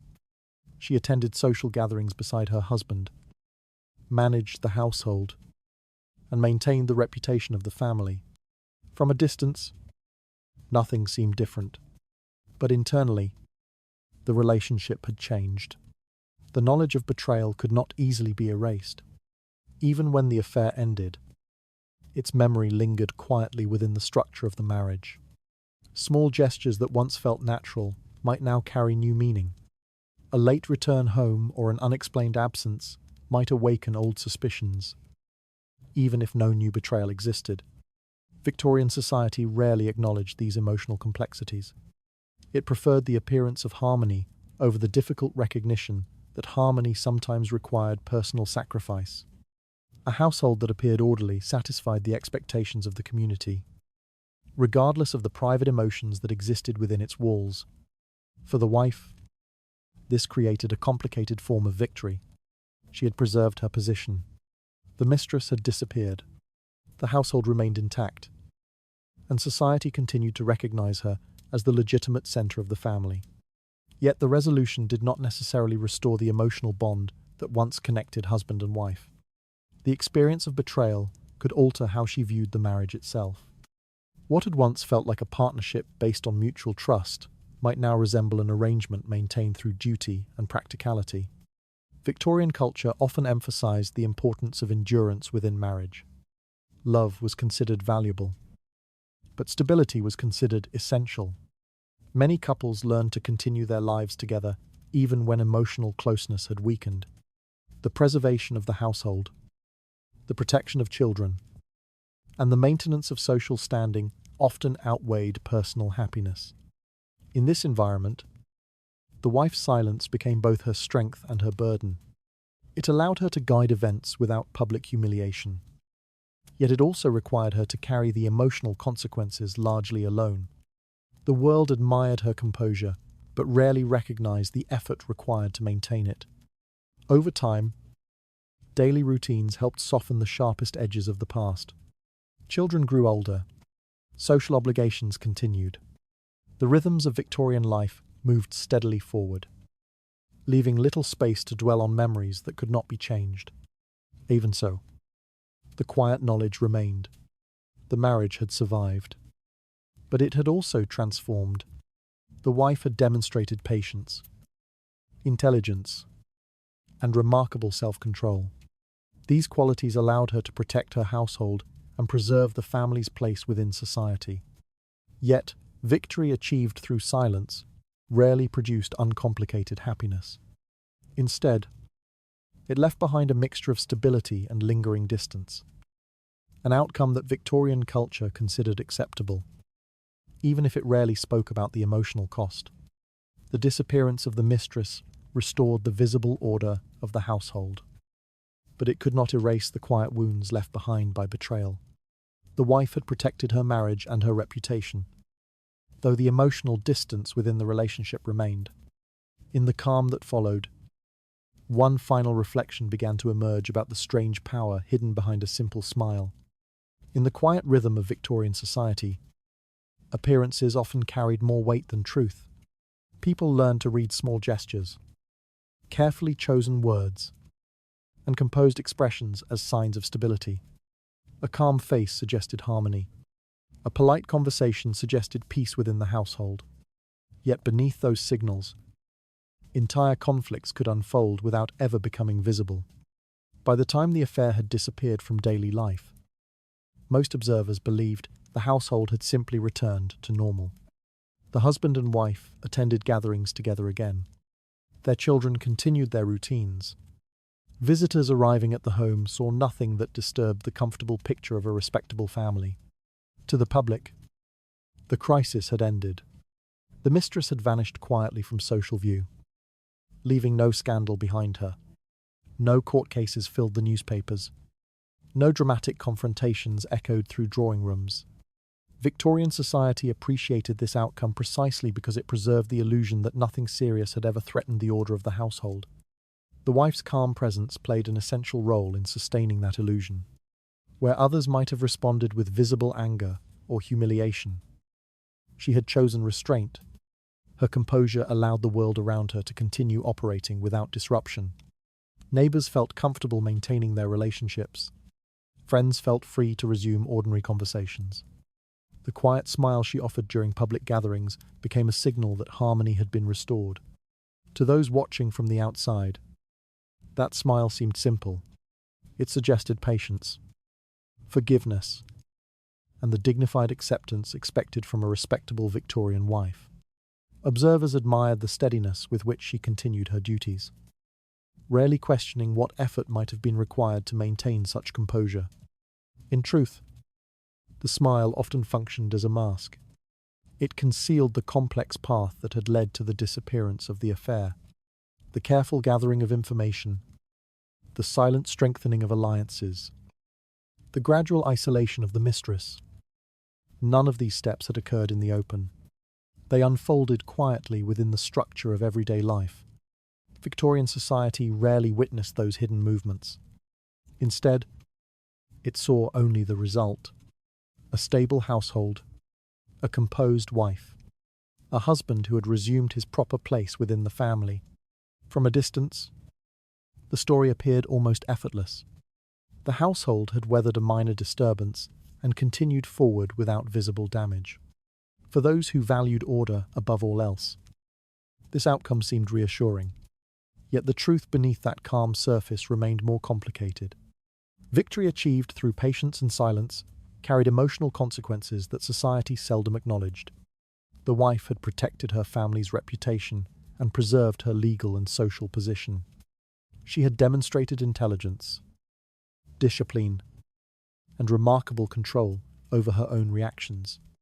But the cost of maintaining that control did not disappear. Memories of betrayal lingered quietly within the structure of the marriage. The trust that once existed between husband and wife might never return in the same form. Life continued.